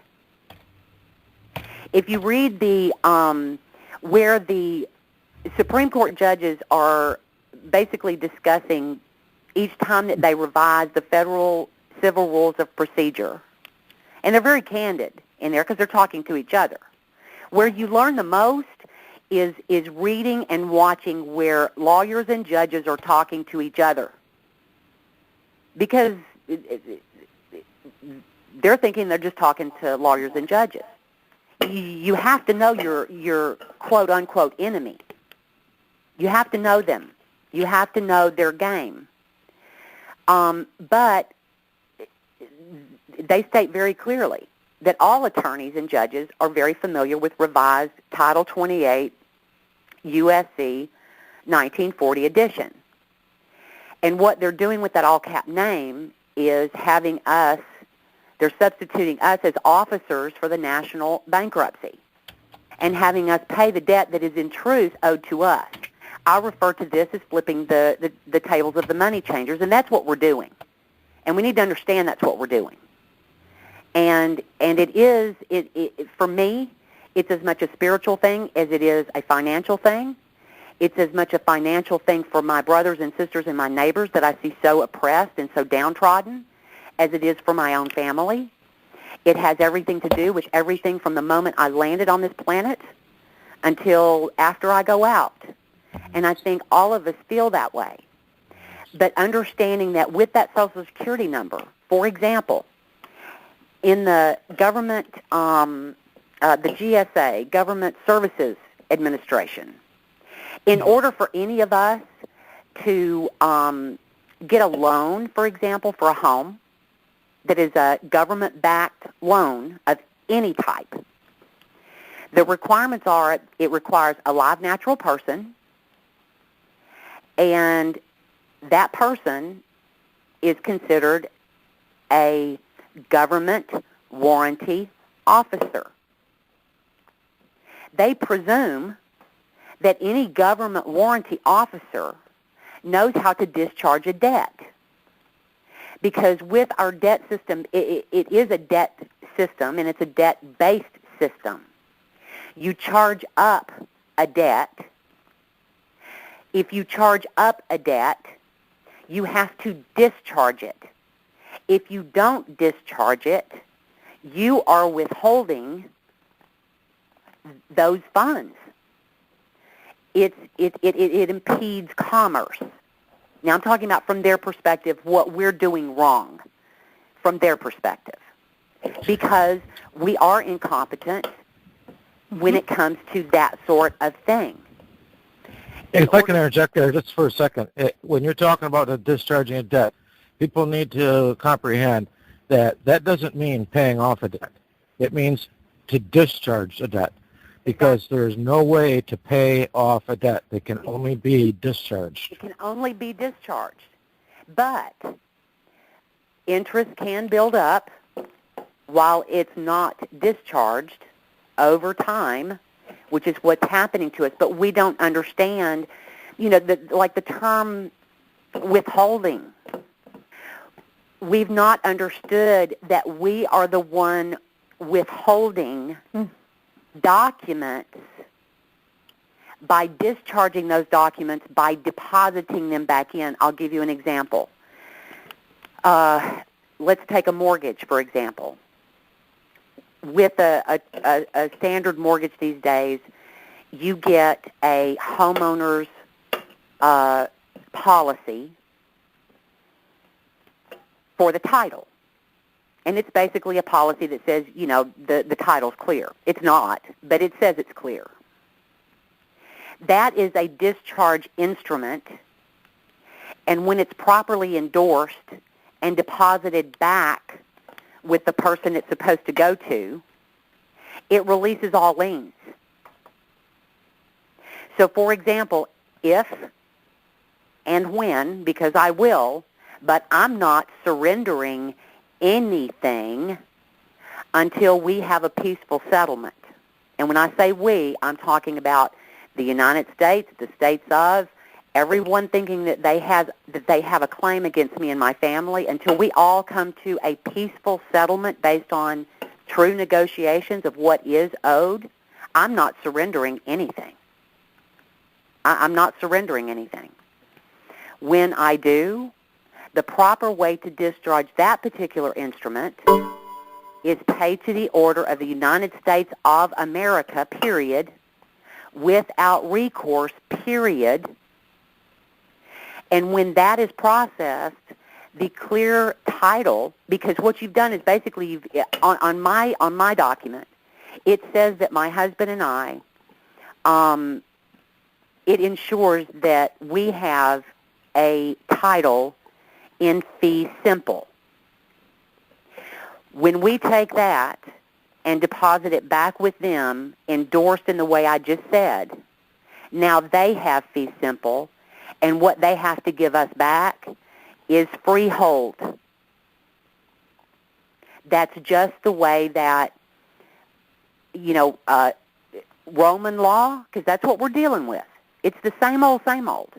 It's Roman law. There's one book about the 12 tables, and it's something like the exposition or exhaustive exposition of the Roman code according to the 12 tables or something like that. It goes into the usufruct. It goes into what a usufruct is. It goes into what happens when they have violated people's property, which they have. It goes into what happens when a husband and wife come back in and reclaim their estates and their property. They have to give it back. Yeah. They have to give it back. Mm-hmm.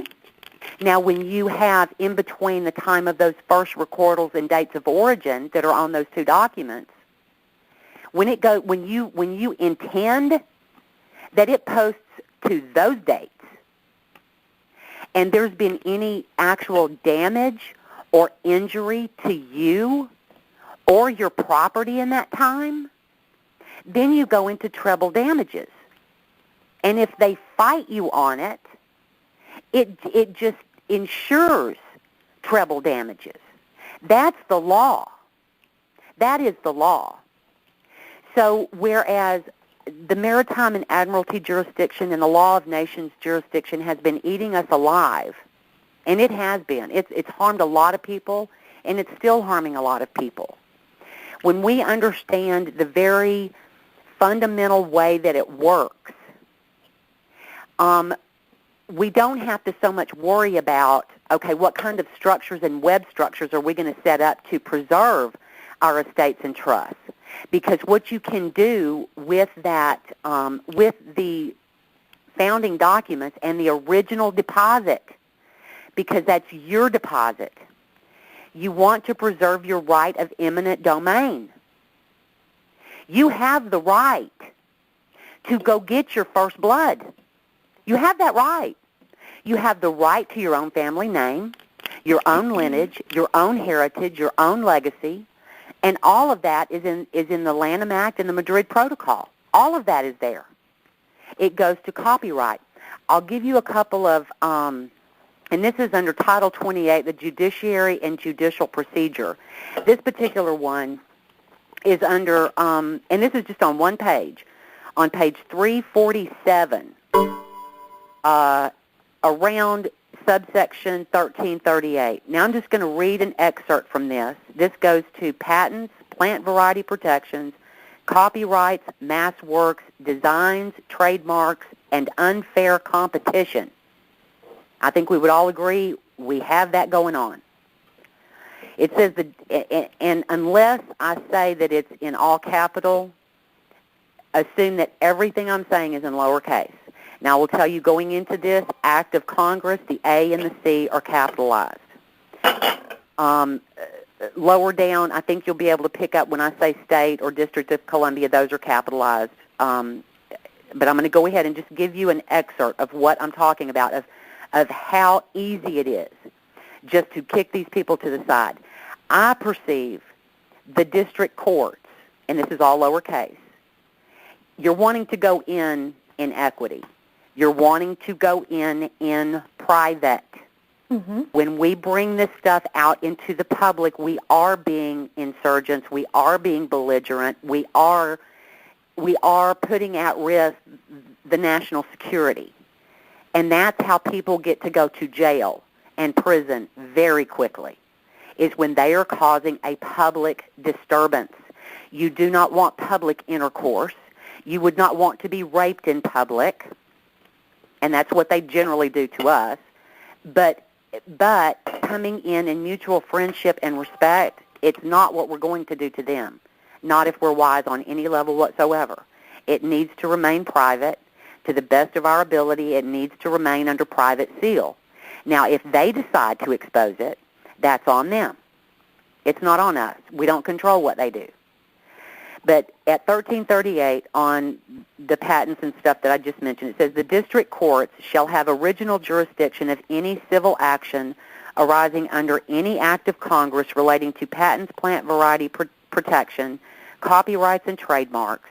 No state court, and state is capitalized, no state court shall have jurisdiction over any claim for relief arising under any act of Congress relating to patents, plant variety protection, or copyrights. And copyrights also is all lowercase. For purposes of this subsection, the term state includes any state of the United States, the District of Columbia, the Commonwealth of Puerto Rico, the United States Virgin Islands, American Samoa, Guam, and the Northern Mariana Islands. B, the district courts shall have original jurisdiction of any civil action asserting a claim of unfair competition when joined with a substantial and related claim under the copyright, patent, plant variety protection, or trademark laws. Now, I was watching a program on the U.S. Patent and Trademark Office the other day, and a gentleman asked about basically people's signature and things like that.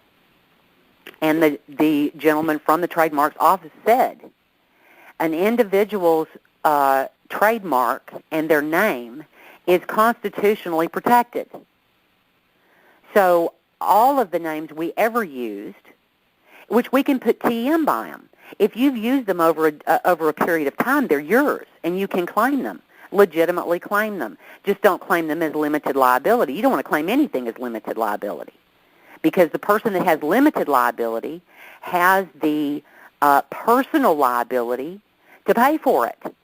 If you have unlimited exactly. liability, If you've got limited, you still have some. You're exactly correct, and that's all good information stuff, honey. I appreciate your info, but I've got a few more people in queue here, and I kind of like to get everybody in before our time is up, and our time's going to be up shortly here. Let me just mention that in the next section, it goes to postal matters, and the section just after that, it goes to internal revenue. It knocks all of those courts out of the way, and it takes the authority of all of the attorneys general away from them for all of those issues. Awesome. The postal matters is something else I'm looking into right now, and I'm using that on the private side, the de jure side as well. So. Okay. Well. All right. Just a little blurb there. It says that the district court shall have jurisdiction of any civil action arising under any act of Congress relating to the Postal Service. So the United States Attorney General, even under the FARA Act, he has no say. Yep, that is absolutely correct. I've read that as well. All right. Hey, I appreciate that. And Gatekeeper, can we go to the next person so we can get this wrapped up here in a bit? Yeah. Area code 678. You're on the air. 678. This is Bob out of Atlanta. How you guys doing today? Hey, Robert, how you doing? Did I talk to you today? You surely did, man. I've been enjoying the program. Good. Bob, What's one up, of my brother? favorite people. I didn't hear you. Say it again. I said, Bob, one of my favorite people from the Wednesday call. Welcome aboard. Oh, okay. Absolutely. I just had a quick, I think we went over this. I just want to go over it again, if I may. I'm trying to get down the strategy for the name change itself. Is that okay? Yeah, sure. Audrey, you've been doing some info on that, haven't you? You still with us, Audrey? Oh, yes, I am. I was muted. Yeah, he's discussed the name change. Yeah, I'm just beginning that process. I'm working with MJ, so I'm doing it MJ's way. Okay. And just help me out if I'm off base or not doing it MJ's way. So the first thing that we do is I'm in Georgia. So we file our documents in the Supreme Court in the state. Okay? And the way that you get your petition is that you go out on the court's website and you download all of your documents. Now, one of the problems that I ran into when I downloaded the documents, you come with a petition and several other documents along with an order. Okay? Now, I was up under the impression that when you filled out the petition, that the petitioner was the living man or woman, and the defendant was the all-capital name. Now, when I filed those documents that way, when I filed the petition that way, about a week later, paid the fees and everything, paid for the publishing for the 4 weeks, I got the letter back, and it said it was filled out incorrectly. The way that they wanted the petition filled out was that the plaintiff was the all-capital name, and the defendant was the proper name. or the name that I was going to be, the name that I was going to change it to. Do you think that's correct, or do you think that that is a ruse of some kind to prolong things? I am not doing it that way. Okay. My issue with that is that a man or a woman should not be associated with words like plaintiff and defendant, because that's not who you are when you go into that courtroom. And we're not petitioning anyone as a man or a woman. We are telling the court what it will do. So you're not petitioning anything. You are changing your name, and you are notifying and telling that court to have it recorded. Okay. That. So you don't want to use their paperwork. That much I do know, but beyond that, I haven't actually walked it. But you want to be careful. You don't want to use their paperwork. Okay, that's my. I guess that's the answer to my first question. Is that I want to construct the petition itself. Yes. Okay, not using their paperwork, because even when you sign the document or have it verified with the notary, it has you down back of your signature as pro se. You don't want to be associated with any of those legal terms. Those are all legalese. Mm-hmm. So you don't, they may require you to, when you use their paperwork, you do it for filing purposes only. Mm-hmm. Because the clerks and the worker bees that work there, they only know about the legal side. They don't know about the lawful side. We've lost our courts and the whole system, so this is all new to them. They have no idea what you're talking about. Exactly. So for filing go ahead. I'm sorry. For filing purposes only, but how you navigate that, I that's beyond my experience thus far. Okay. So in other words, would it be your advice to go ahead and do my own petition, do my You're not petitioning, though. Remember, you're not petitioning. Petition means that you are asking the court or anyone to do something. And a man or a woman does not do that. Okay, so what document would you suggest that I use? Well, you're going to make up your own document. You're going to file your own paperwork. And you're doing a declaration. Okay. You're declaring that certain things are, and they are by your statements, and you're having it filed on the land. Okay. Now, Let me interject. This is Brian. Let me interject here for a second, guys. I've looked over what you're doing, Audra, and it coincides with what I've seen. I would say again, we're not giving legal advice, but I've seen a number of name changes, okay? And none of them that has been shown to me have ever been in the court's paperwork.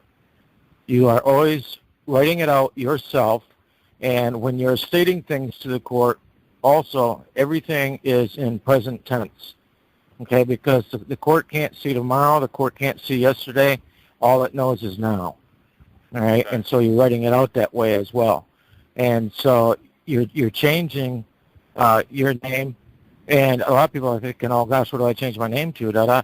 Well, you're really not. You're changing the style of it is what you're doing.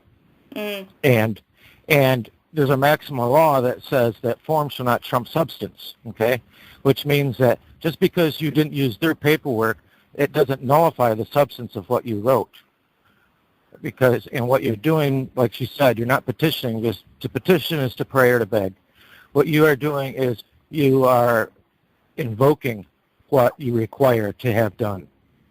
Okay. And that's got it. I got you.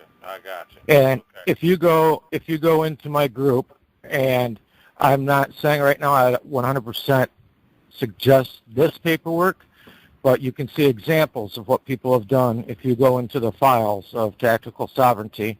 And for those listening out there, I agree with the previous caller. I know that word sovereignty has been made bad. The word patriot's been made bad too. A lot of the good words have all been made bad. In my group, or on my group, the word sovereignty is in brackets. And if people understand the four-corner doctrine, you understand what the brackets is about. It means it's not there. All right? But you can go into the... What was the name of your group again? Tactical sovereignty. I think I added you to it this afternoon. And if you go into the file section, and you'll see some examples. You'll know which file to pull up by what they're called. Okay. Now, would I took my double authenticated birth certificate. I attached the age of majority to it, domicile document, a affidavit of status, and a paramount claim. And I filed those documents, or recorded those documents, in the county where I was born under land, creating an estate. Would I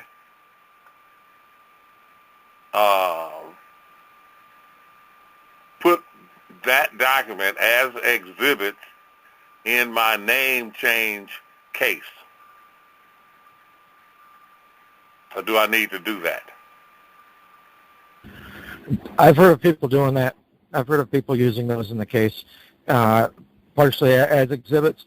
And I've also heard judges saying, what are you doing? That is your name, And they're saying, no, it's styled incorrectly. And the judges will say, okay, give me some examples of that. So I would recommend also putting into exhibits examples of where the name is being used incorrectly. All right, and you can find that on your electric bill. You can find that on your Social Security. You have no problem finding your name styled incorrectly. I got you. Okay, so If I may.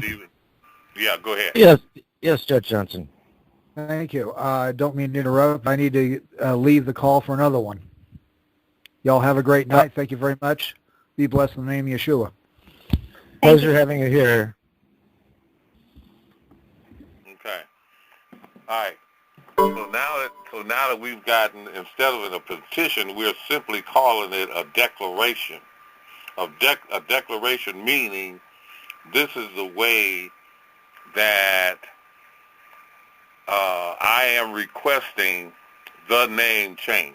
You're not requesting. Remember, you're not requesting anything. You're a man, and you're telling them what is true and fact through your declaration. I gotcha. And anything that you say remains in a statement of fact remains true, or an affidavit remains true unless rebutted. Okay. So when a man speaks, it is law unless proven otherwise. Okay. So when you file the 4-week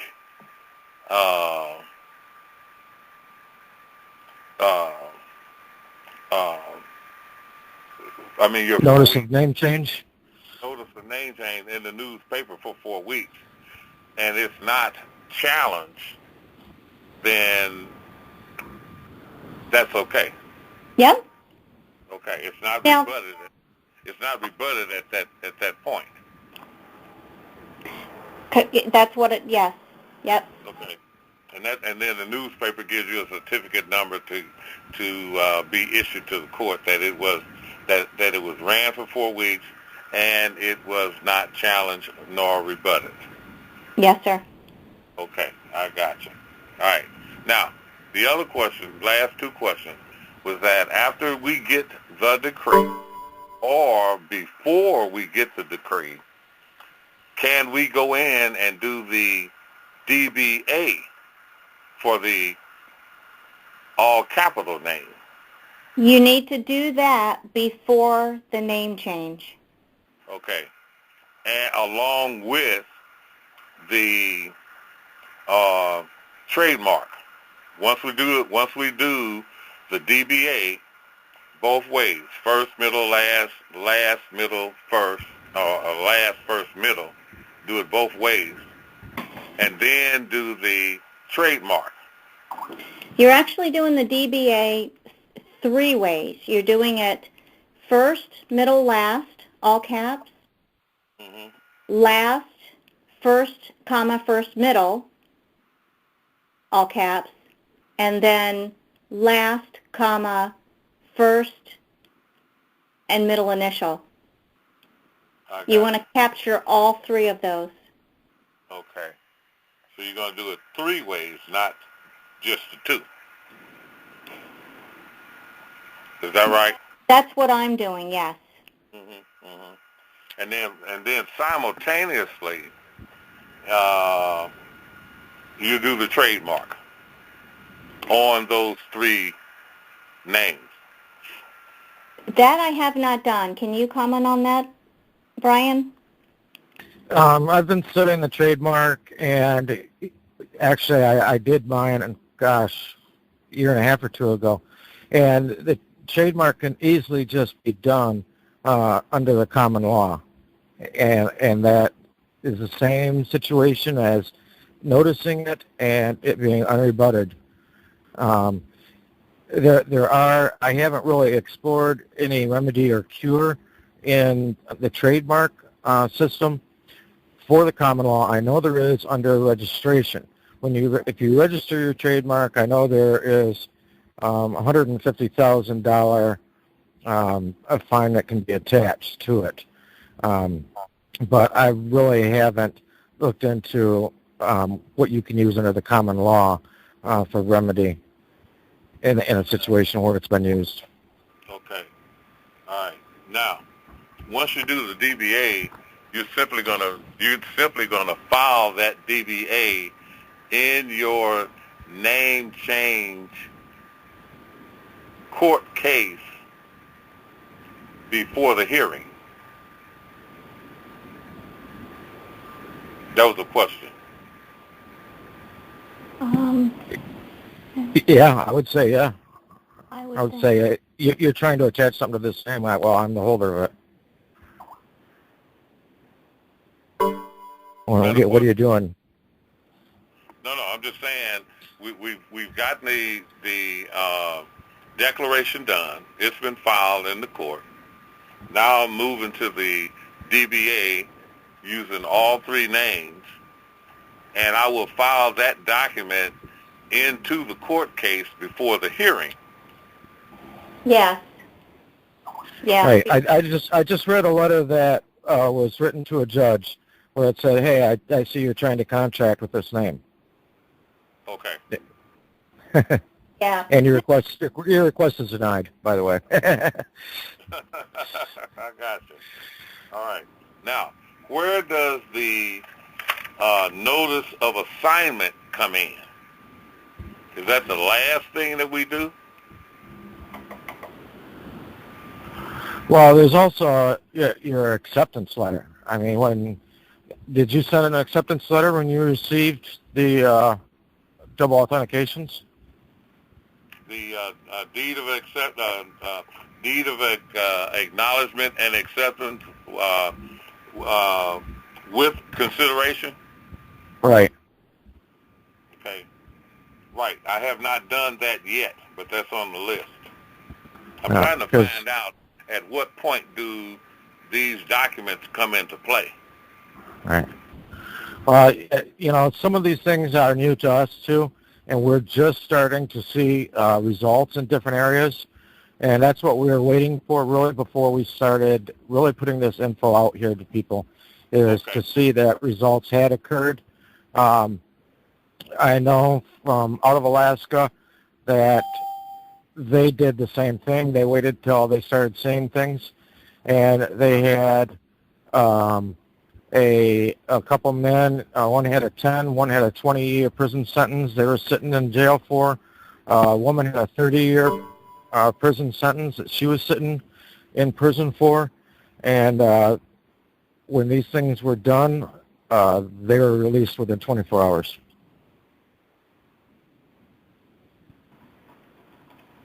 So since we're starting to see some results occur, and we're starting to put this info out here, that some of those later steps will be stuff we'll be discussing in later calls as more solid info that we can actually gaze on the papers ourselves, because we really don't want to tell anybody something that maybe is unnecessary or maybe even in jeopardy to them.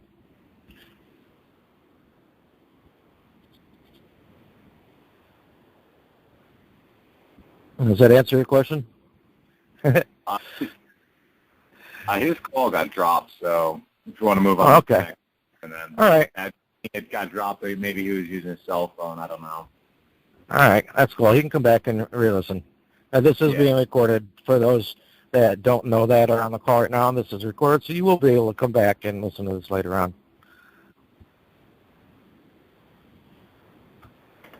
All right.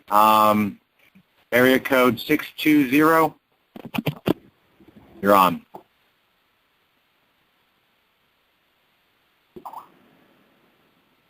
Six 2-0. Be 5-1. Wait, his mute. Oh.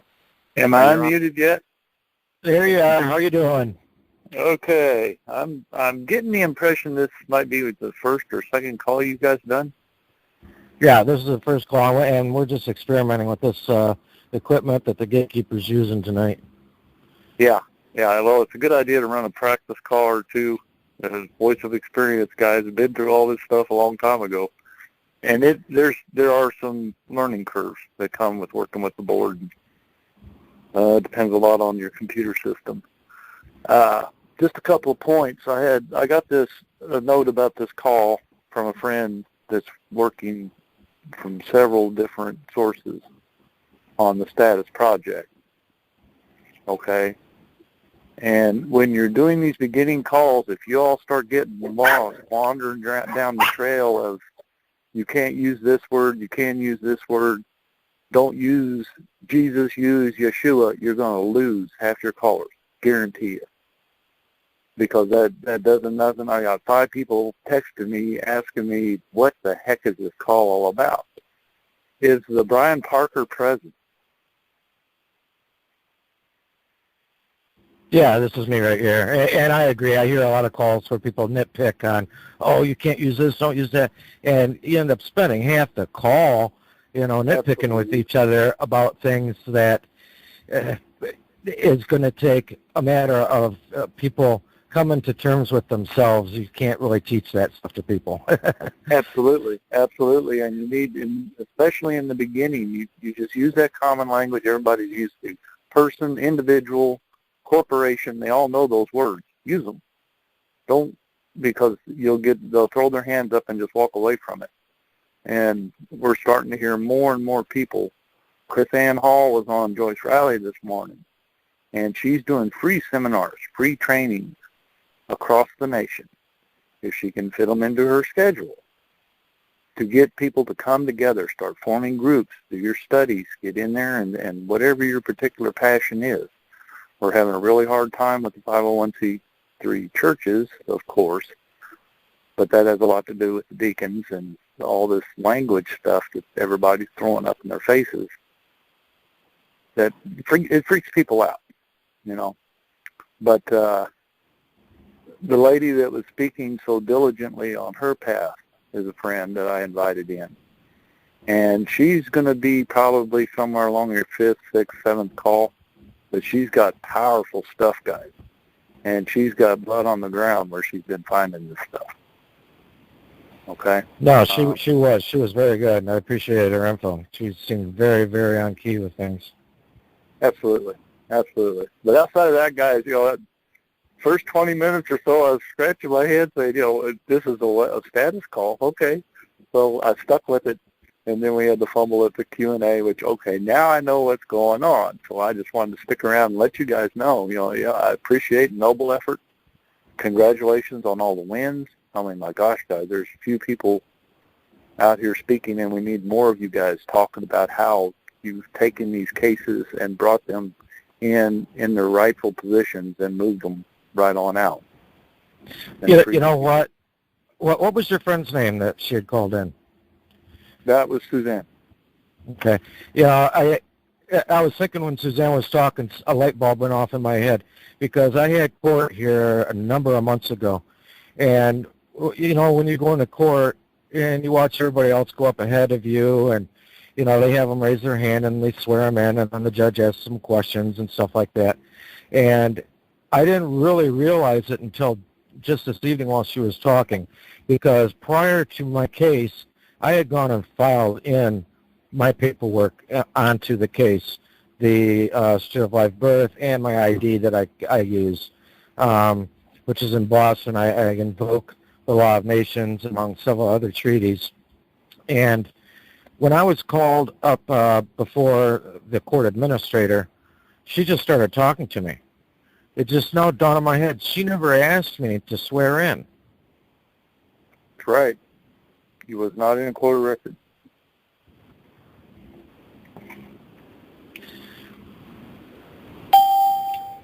So I just found that, I just found that really curious, Sure. because I hadn't realized that I had never swore in. It just dawned on me that hadn't happened. I'm like, wait a second, why didn't she need me to swear in? Was it my paperwork? No. They absolutely, you put that paperwork in to where they get to see it before they go into court, and you'll never get a court record. They'll make sure that's not put on the record. Yep. Because when you get in that venue, your number one job is to not cause confusion in the public gallery behind you. Absolutely That's your correct. job. Okay. And the judge's job is to make sure you don't do that. And he's also there to make sure the de facto run their system through like it's supposed to. So he's kind of doing double duty. And you're always put on the back burner. Right, exactly. They don't want you to, stir anything up.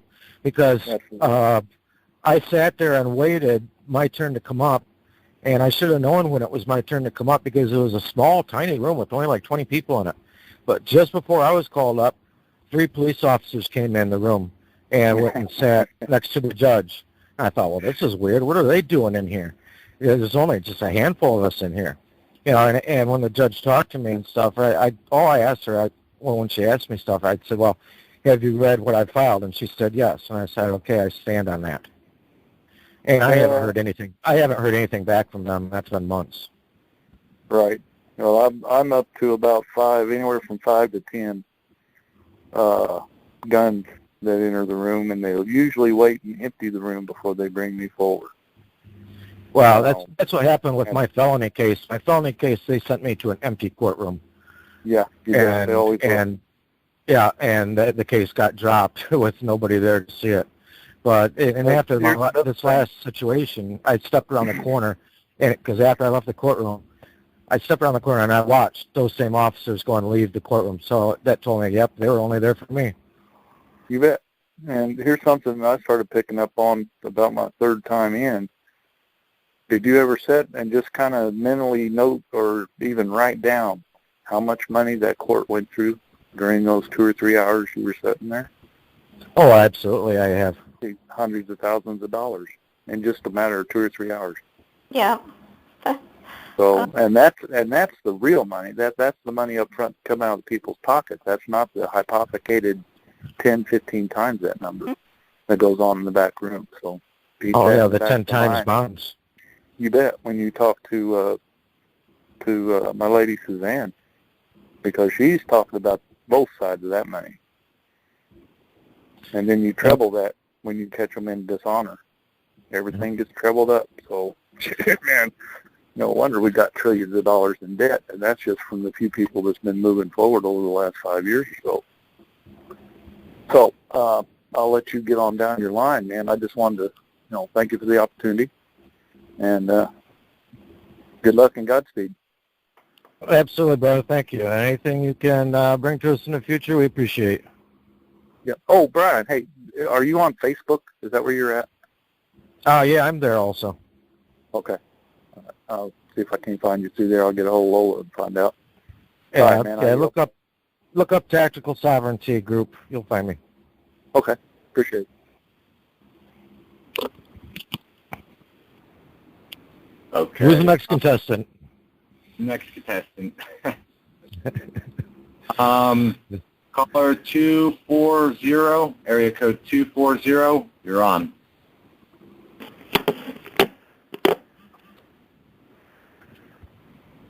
Two 346.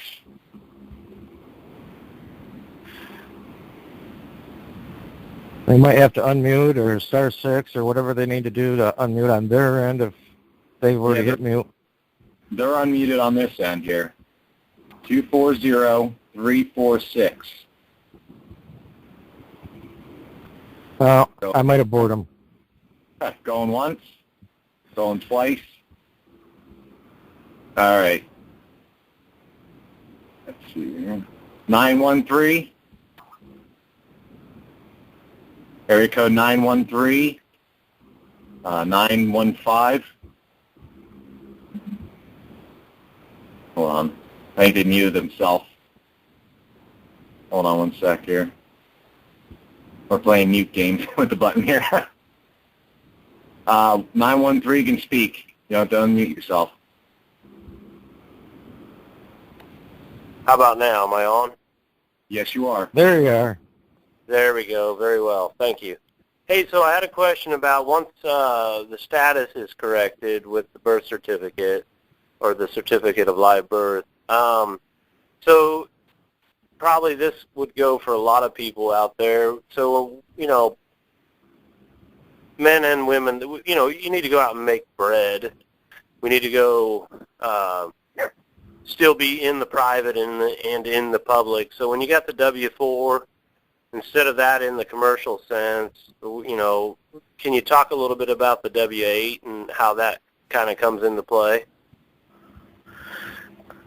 I really haven't experimented with too much of that. I've been labeled what's called an NF by the IRS, which is a non-filer. Okay. I don't claim the office of person, Okay. which is a federal employee. Right. Okay. I'm employed by somebody higher. I don't know where he's at. Someday I may meet him. Well, I know I've been in different groups and different arenas and just talking about it, and it was a topic that had come up this evening that we were talking about, and I was just seeing if you had any input on it, but, what you gave me there is a little bit, and that's something, and, we're all learning here and trying to figure out, further down the line, the implications potentially, or, what might go on with that. And then, there's been groups I've talked with, or have listened in on calls about, different trust and or bank accounts to be able to continue to facilitate, So do you have any insight or input on that? Actually, it's not a bad idea. I do have a couple friends that do know quite a bit about the filing and what you need to do on that end. And maybe at some point in the future, we'll bring one of those guys or a couple of those guys on to discuss that part. Because right now we're pretty much just focusing on helping everybody get through the authentication process because it's varied in different states. Sure. And then the couple steps that you've got to do after that as well. So. Right. Okay. Right. Okay. Well, I do appreciate it, and I'm assuming Brian. This is Brian, correct? Yes. Yeah, Brian, you accepted my request for joining the group. My name's Aaron. Aaron's the Mencheck on tactical and the knowledge, and so I do appreciate that. Just, it's a community of individuals that we're all learning out here, so I do appreciate your input and persistence, so thank you. Hey, thanks, brother. Thanks for being on. That's what we're all supposed to be doing, is aiding each other and not looking somewhere else. Right, exactly. All right, well, I do appreciate it. You have a good evening. You too. Thanks, brother. Thank you. All right, Brian, you there? Yeah. The 620 area code, that was supposed to be last caller, I should say. I'm going to give it a try one more time because it looked like they're trying to get in here. 620, you're on.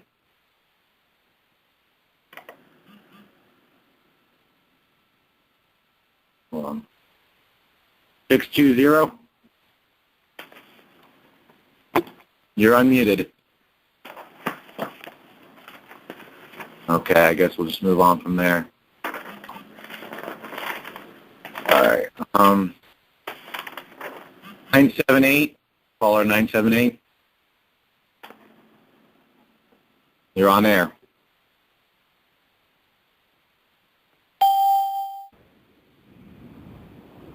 Caller area code 978-401.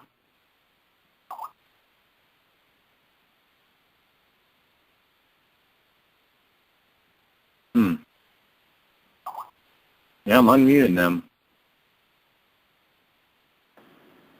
Area code 978. All right. Area code 312, you're on.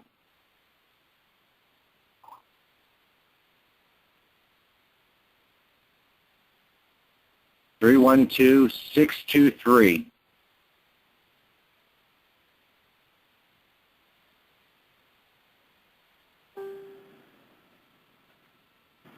Huh. Let's try this one.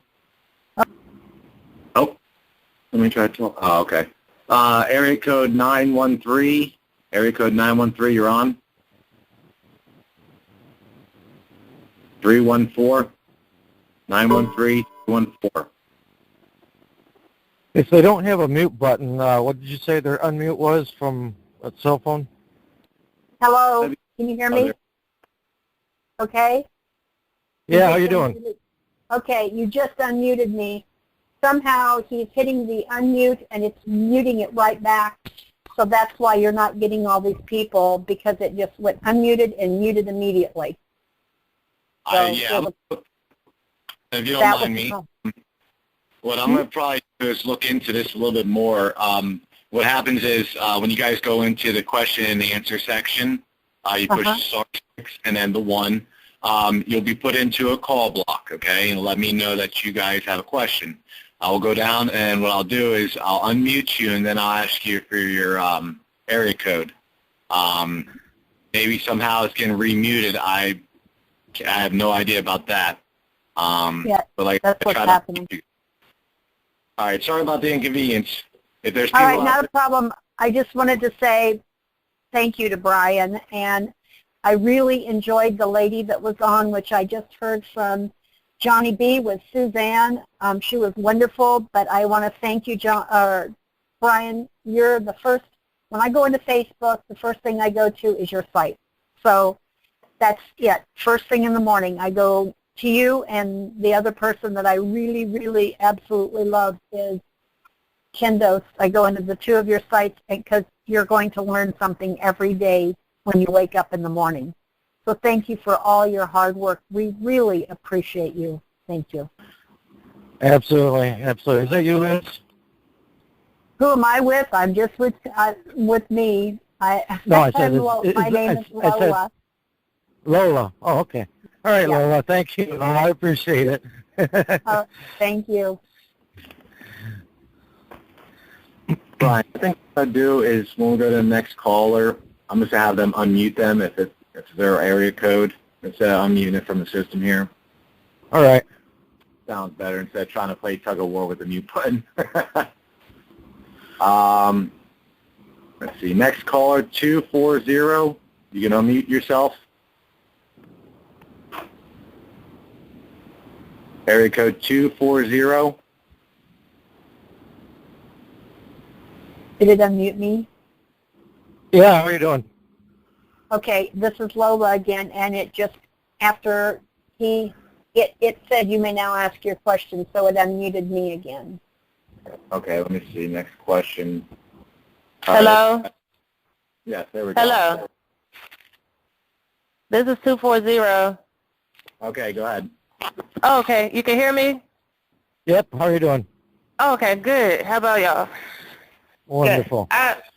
Well, first I have two questions. I wanted to know first, how do I get more information or keep in contact with whoever has this information, because I want to learn more? Well, you can find a bunch of them on my Facebook site if you're on Facebook. Okay, is this Brian? Yeah. Okay. Okay, and then secondly, I'm just starting to get into this. I just ordered my birth certificates, and I'm trying to start the process. And I wanted to know if there's anything that I could do about a situation that I just got in. I'm not originally from Georgia, but I just moved here a few years ago. And I had an issue when I went to court, and I pleaded not guilty for no insurance, and my registration was suspended. And then I had a court date 3 months later, and when I went to court, I had my insurance and everything, proof of everything in court, and the judge fined me almost $2,000 plus suspended my license for 6 months. And I wanted to know, is there anything I could do to correct the situation? Well, you probably got the insurance and stuff after you had been cited, right? Yes. Yeah.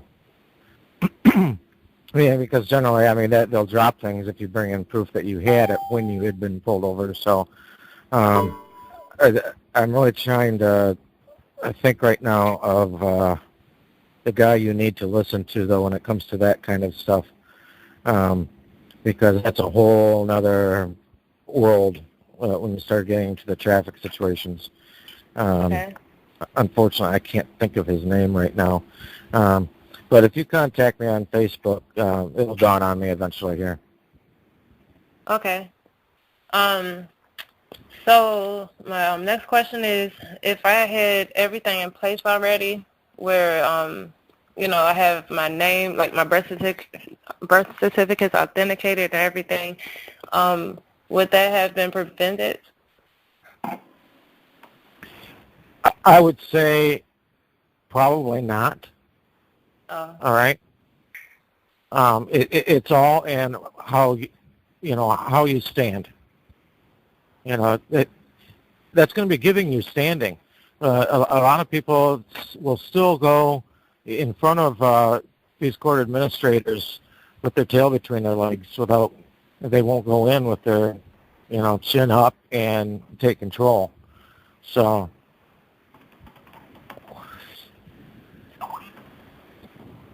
the one thing I did, which I haven't talked about, regarding, the first place I saw signs of it maybe having some influence is, like I spoke earlier, there's two systems running here. There's a male and female, there's a negative positive running, and you have to declare which side that you're on.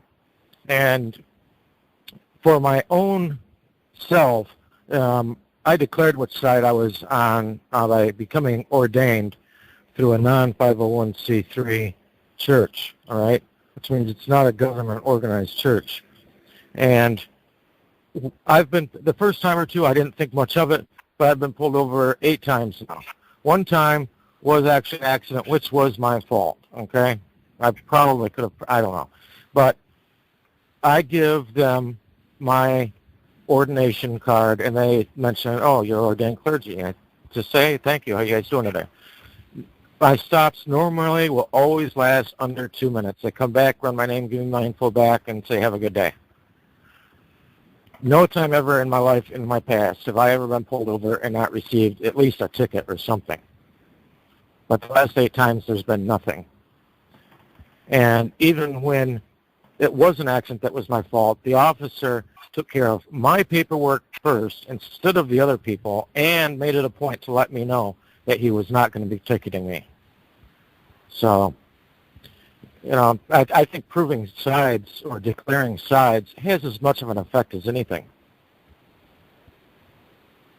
So, that's what I have on that, if that helps you at all. Okay.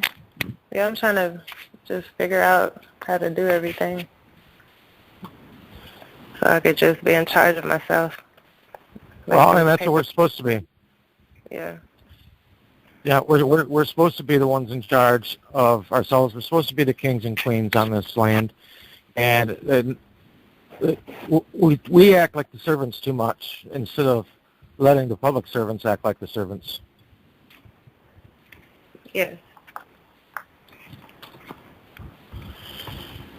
All right. Yeah. Thank you.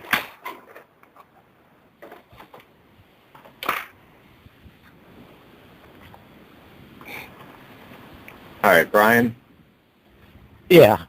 What I'm going to do is I'm going to make an announcement here quick. Anybody that we haven't got to would like to ask a question, please feel free to push *6 and then the 1 on your phone. Sorry if I did knock you off. If you still have a question that needs to be answered. Okay, I see. All right, next one, Brian. Gatekeeper, we have a 978 that keeps getting bumped off, it looks like. Okay. Did you guys, can you hear me? We got Sure, how you doing? Hey, Brian, it's Captain John. How you doing? Good. Okay, yeah, I got bumped a little earlier. Quick remedial question. Talking about the DBAs, I hadn't considered the 3 different forms, and I just wanted to get that really clear in my head really quick. We know all caps, first, middle, last, all caps, last, first, middle, and I think it was all caps, last, or first, middle initial, and last, but I'm not sure about that last one. Have I got that wrong? The 3 are the all cap, first, middle, last. The second one is the last, and then comma, first name, middle name. And then the third one is the all cap last name, comma, first name, middle initial. Gotcha. Thanks. That's all I needed. Thanks, Bar. Have a good night. I love you. All right. Area code 978. You're on. Hello. Hey, how you doing? Good. How are you? Good. Hey, Audra, are you still with us, Audra? Oh, yes, I'm still here. Okay. Yeah, no, I'm here. All right. I just want to make sure that I feel like I'm kind of, I don't know, taking over a little bit on the Q&A. All right. Yeah, go ahead, caller. Are you saying for 978? Yes. Okay, so my question is I've actually saw on Facebook something about this name change, and it was done through the land court. However, the person had used the reason for changing their name was they wanted to change it to their Christian given name, which would only be their first and middle, and so you would exclude the last name. Is there any truth in that? Audra, you want to go ahead and take this one for Wendy? I'm sorry, I didn't catch all of that. I'm answering questions online here, too. I know, I'm doing the same thing. What she was talking about is changing it to the Christian name, which is actually your first and middle, and not including a last name. And I've been seeing that being done as well. What's your input? That do that. You're talking about the name change, though, not the assumed name, correct? Yes. Okay, so for the name change, Yes, many people are just using like the lady that I'm working with now. Her name is just first dash middle all lowercase. Okay. So you can do that. It's up to you. Well, it just seems like it'd make more sense to separate from the last name, which is the legal, name, and just to get rid of it altogether, but still be able to use it, because it's your family name. Yes, and don't forget, you don't have to be afraid of the surname. You don't have to be afraid of that. And when you do the assumed name, you own that. You own your right to use that, and so you use it the way you want to use it. Again, nothing is off limits for man and woman. So just a quick question. If I did that Christian name change through the courts, so what I would do the assumed name after, and you would need to do the assumed name before the name change. Okay, assumed Now name. you want to do so that, then, and that's easy. That's just a quick, you want to. What state are you on? Well, I just moved to Kentucky. Okay, so you're on Kentucky now, and what state were you born? Tennessee. Okay, so you want to, when you do the assumed name, I did try to find the session law, and I don't know where to even start with that. It doesn't come up or anything. Okay, are you familiar with the MATREXIT Skype room? No, I'm not. Okay, do you know how to get on Skype? Do you have a Skype account? I do, yes. Okay, it's MATREXIT, and you can just pop that question in there. There's a number of people there, very good. They've found a lot of session laws. We may already know Tennessee, but if not, there's a number of people who enjoy searching, and it becomes kind of a game. Yeah, it is. I enjoy it. I could spend, probably days if I didn't have a job. So we'll find it for you, and if that's the avenue that you want to go, then we'll find the session law, and you can own your name, and then do the name change. That's awesome. I appreciate you. Thank you.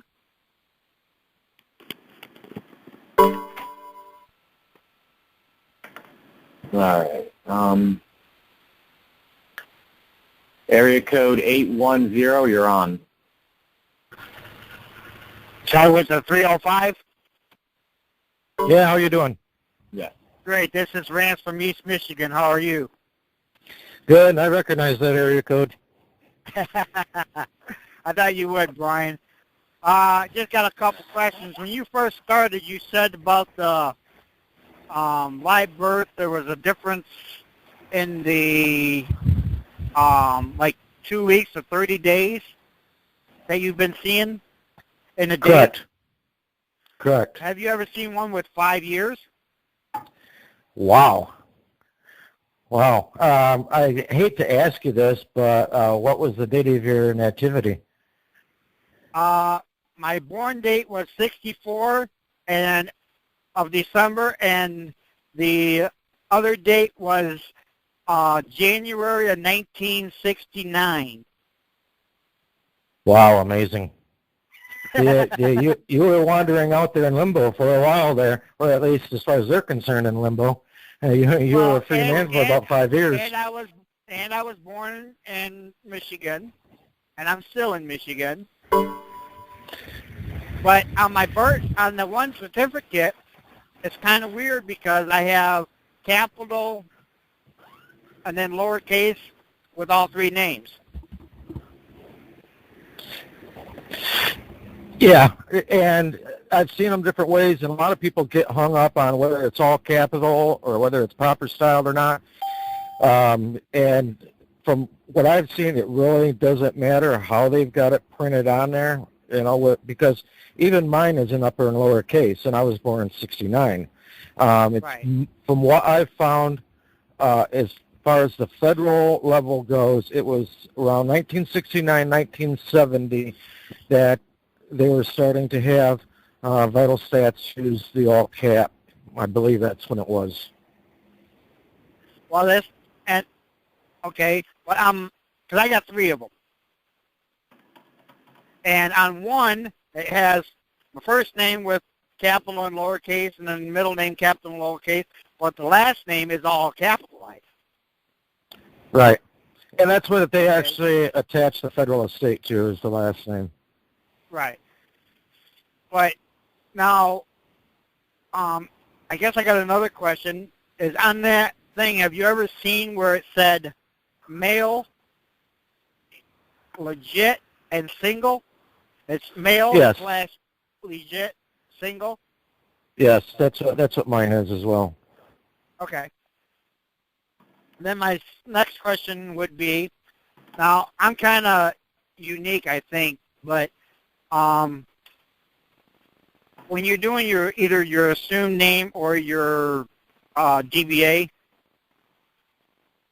okay, do you have to drop your last name? Well, okay, you say assumed name and DBA, and I hear a lot of people mention that. And for clarification, in fact, Judge Johnson, I remember here a week or so ago, was having a little bit of difficulty with this. And that is saying a assumed name and a DBA is like saying Kleenex or a handkerchief. They're the same thing. Okay. Some states even call it fictitious, you know. I messed those 2 up. I'm sorry. The assumed name and the changed name, do you have to drop your last name? I see it being dropped on the name change, but not on the DBA. The DBAs across the board are using the surname, the last name. Okay, but can you keep your last name on your name change, but do it this way is the way I was going to do it, is Rance dash, and then middle name, which is Wesley, dash, colon, my last name, colon. I don't know about them allowing punctuation anywhere but in the DBAs. Okay, because it's separate. By using the 2 colons like that, it's separating the last name, and they can't do it in their system. I absolutely agree, and that's how I autograph everything that I autograph. I autograph it the same style you just said. In my case, okay, like I said, I'm unique because... Hey, we're all unique, brother. Everybody's unique. Right, but listen to this. This will really kind of turn things around here. Okay, I went through my bloodline all the way back. I mean, I took it back as far as my 3 great-great-grandfathers. Okay? Every boy's name started with RWM. That's their system. Now, if you take my last name, we actually have an island near Ireland called McGee's Island. Interesting. Okay? And I would like to visit that place someday, but you only can be a McGee to visit there or go there. That is why I was asking about the last name, because if I dropped the last name, I could never go back. I could never go to my own island. Yeah, no, you can keep and claim that last name. You aren't having it capitalized. Right. You're just having it properly styled. That's what I figured, but that's what I was going to do. Like I said, with the my first name dash, with the middle name dash, colon, last name colon. Yep. And, a judge may want to see, hey, that is your name. Why do you want that done? Say, hey, I'm getting all this mail that's improperly addressed to me. And exactly. It's the fiction character, not the real person. Right. Real right. person. So, yeah, that's, like I said, my situation is a little unique because we actually have our own island near Ireland called McGee's Island. Kind of like Gilligan's Island. But that was my question, and I yield from there. Thank you, Brian. Hey, thanks, Brian. All right, 913, area code 913, you're on.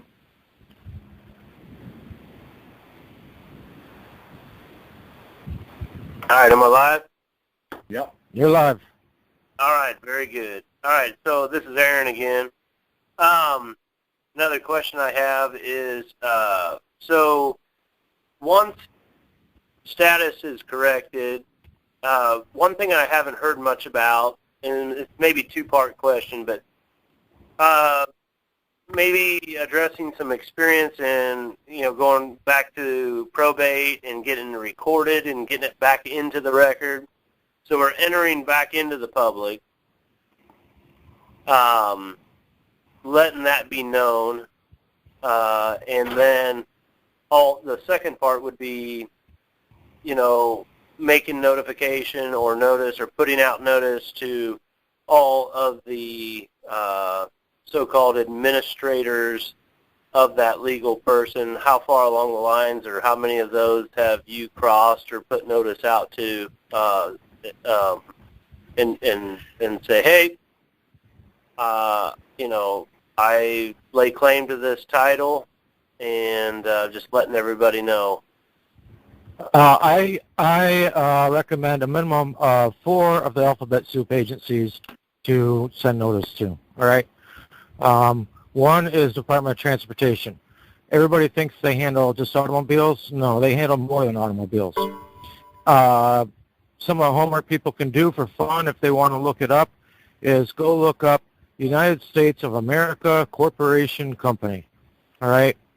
And on their site where they list all of their offices, and they have an office in the capital of each state, okay, they are the process servers for the corporation, all right, and their header is the logo of the Department of Transportation.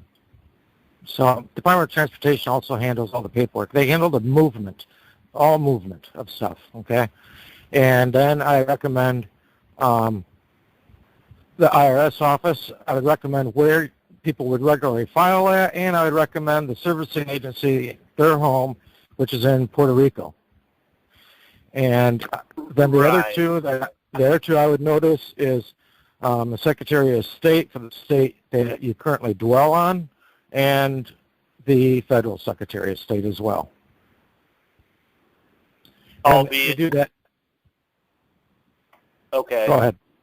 No, I was just going to say, albeit that you already had the authentication interaction, we still, I think I know where you're going. You got to go ahead and still enter back in and say, hey, just putting notice out that, this is where everything stands, and well, and let me clarify something for some people, because a lot of people say, oh, you're still using their paperwork and their courts, da-da-da-da. Listen, here's the deal. People forget, like I keep saying, there are two sides running parallel to each other, kind of like railroad tracks. You've got the de facto and you've got the de jure. You've got the corporation and you've got the organic America. And so when you're going and you're noticing this, like even with the court, and also I'd recommend filing that into your local court as well. But you're doing that from the private side. You're entering the private side of the court. And it's the private side of the court that's going to recognize that. It's the private side of the Secretary of State that's going to notice that. You send this, like when I talked about the IRS, you're sending this to the Treasury, okay? The Treasury's got the private side and the public side too. The public side is Jacob Blue. That's the name everybody knows. The name that people probably have maybe just started hearing is the name of Rosa Rios, who just resigned a couple weeks ago. But Rosa Rios was the private side. A lot of people were trying to do accepted for value, accepted for honor, and all sorts of stuff, and having some luck through Lou's office, but the majority of them weren't. I had I've had people ask me about that, and I said, well, did you send it to the private side, to Rosario's office? And they said, who? So, yeah, there is a private side to all of these organizations as well. Right. So they have to recognize and accept and honor it, or else, I mean, what stance otherwise would they take? It would be kind of the adage of, well, spill the beans. They're not going to do that. Exactly. And you send this to them also, requesting proper, notice of receipt, or if they want to rebut it, within X amount of days. And the best thing you can hear is silence. Absolutely. That's acquiescence, right? Yep. Very well. Well, I do appreciate your input and comments again, so thank you. You got it, Aaron. Thank you, sir. There, Brian. Yeah. After this, we'll have no more questions. If there's anybody out there that we haven't got to, it's a question. This should be our last one, Brian. It sounds good. I was going to talk about wrapping it up here. We're 2.5 going on 3 hours in. Yeah, I know. Last Can you hear me? question, 913. You're on. Hello, can you hear me? Yeah. How you doing? Hey, I'm doing fine, thank you. Great call. I had a couple quick questions about, I have the authentication process done, and you said that you were to send a letter of acceptance. Right. And just back to the Secretary of State? Correct. Saying, thanks, I'm a man now again on the land. Yep. You thank people when they gift something to you, don't you? I would imagine so. I didn't recognize it as that, such a gift, but I guess when you put it in that perspective, it would be. They give me my life back.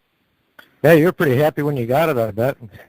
I was, absolutely excited that I was able to complete that process. And so now I need to do a recording of this. Do I send a affidavit or go in with an affidavit and have that recorded, or do they actually record the certificate of live birth authenticated? Where at? Well, I've heard some people saying specifically through Lamar County or where you were born at. Yeah. County. I would send notice to the county where you were born. What I've done is the Office of Vital Statistics at the hospital where I was born. And then an affidavit or just a letter saying, yeah, do you have any kind of... You can go on your favorite search me engine that searches you while you search them, and look up proof of life. You'll find a bunch of demonstrations of things people have written. Okay. And basically, and you're also claiming holder in due course with superior claim. On that document. Right. And this is being done really in the form of a counter deed. And because this is a public paper that's being held by the corporation. And definition of a counter deed is a secret writing either done under notary or private seal, which nullifies, destroys, alters, or this fourth one, but referring to a public deed. So what it's doing is unrebutted. It's claiming that you're holding the original. Okay, I'm semi-following you. So, all right, and then also, since I have that authentication process done here, right now I'm getting ready to pour another pier for this garage that I'm getting to add on my house. And before long, I'm going to have a guy knocking on my door saying that I owe him money to put my garage in. and I've talked to him a few times about some other stuff, but will he recognize these documents now, or am I going to have to mess with these people too? Well, he'll probably have no clue at all. And who would you imagine that would be? Code enforcement? That's absolutely who that would be. Because I had code enforcement come to my property here a couple years ago, because I'm not in the city limits, but it's a pretty populated area. And I've got a big retention pond behind my house, which I filled with ducks. They didn't like the ducks. They really didn't like my turkeys and chickens running around either. I have that problem also. Oh, the chickens were pinned up, but the turkeys, they stay right around the house. They're actually really good guard dogs, believe it or not. They scared the UPS driver away. But I sent him a letter, and it's probably, you could probably find it in the photos of the group, where I just cited different things on there regarding his authority and my name, and that they need an administrative warrant to come on your property. Okay?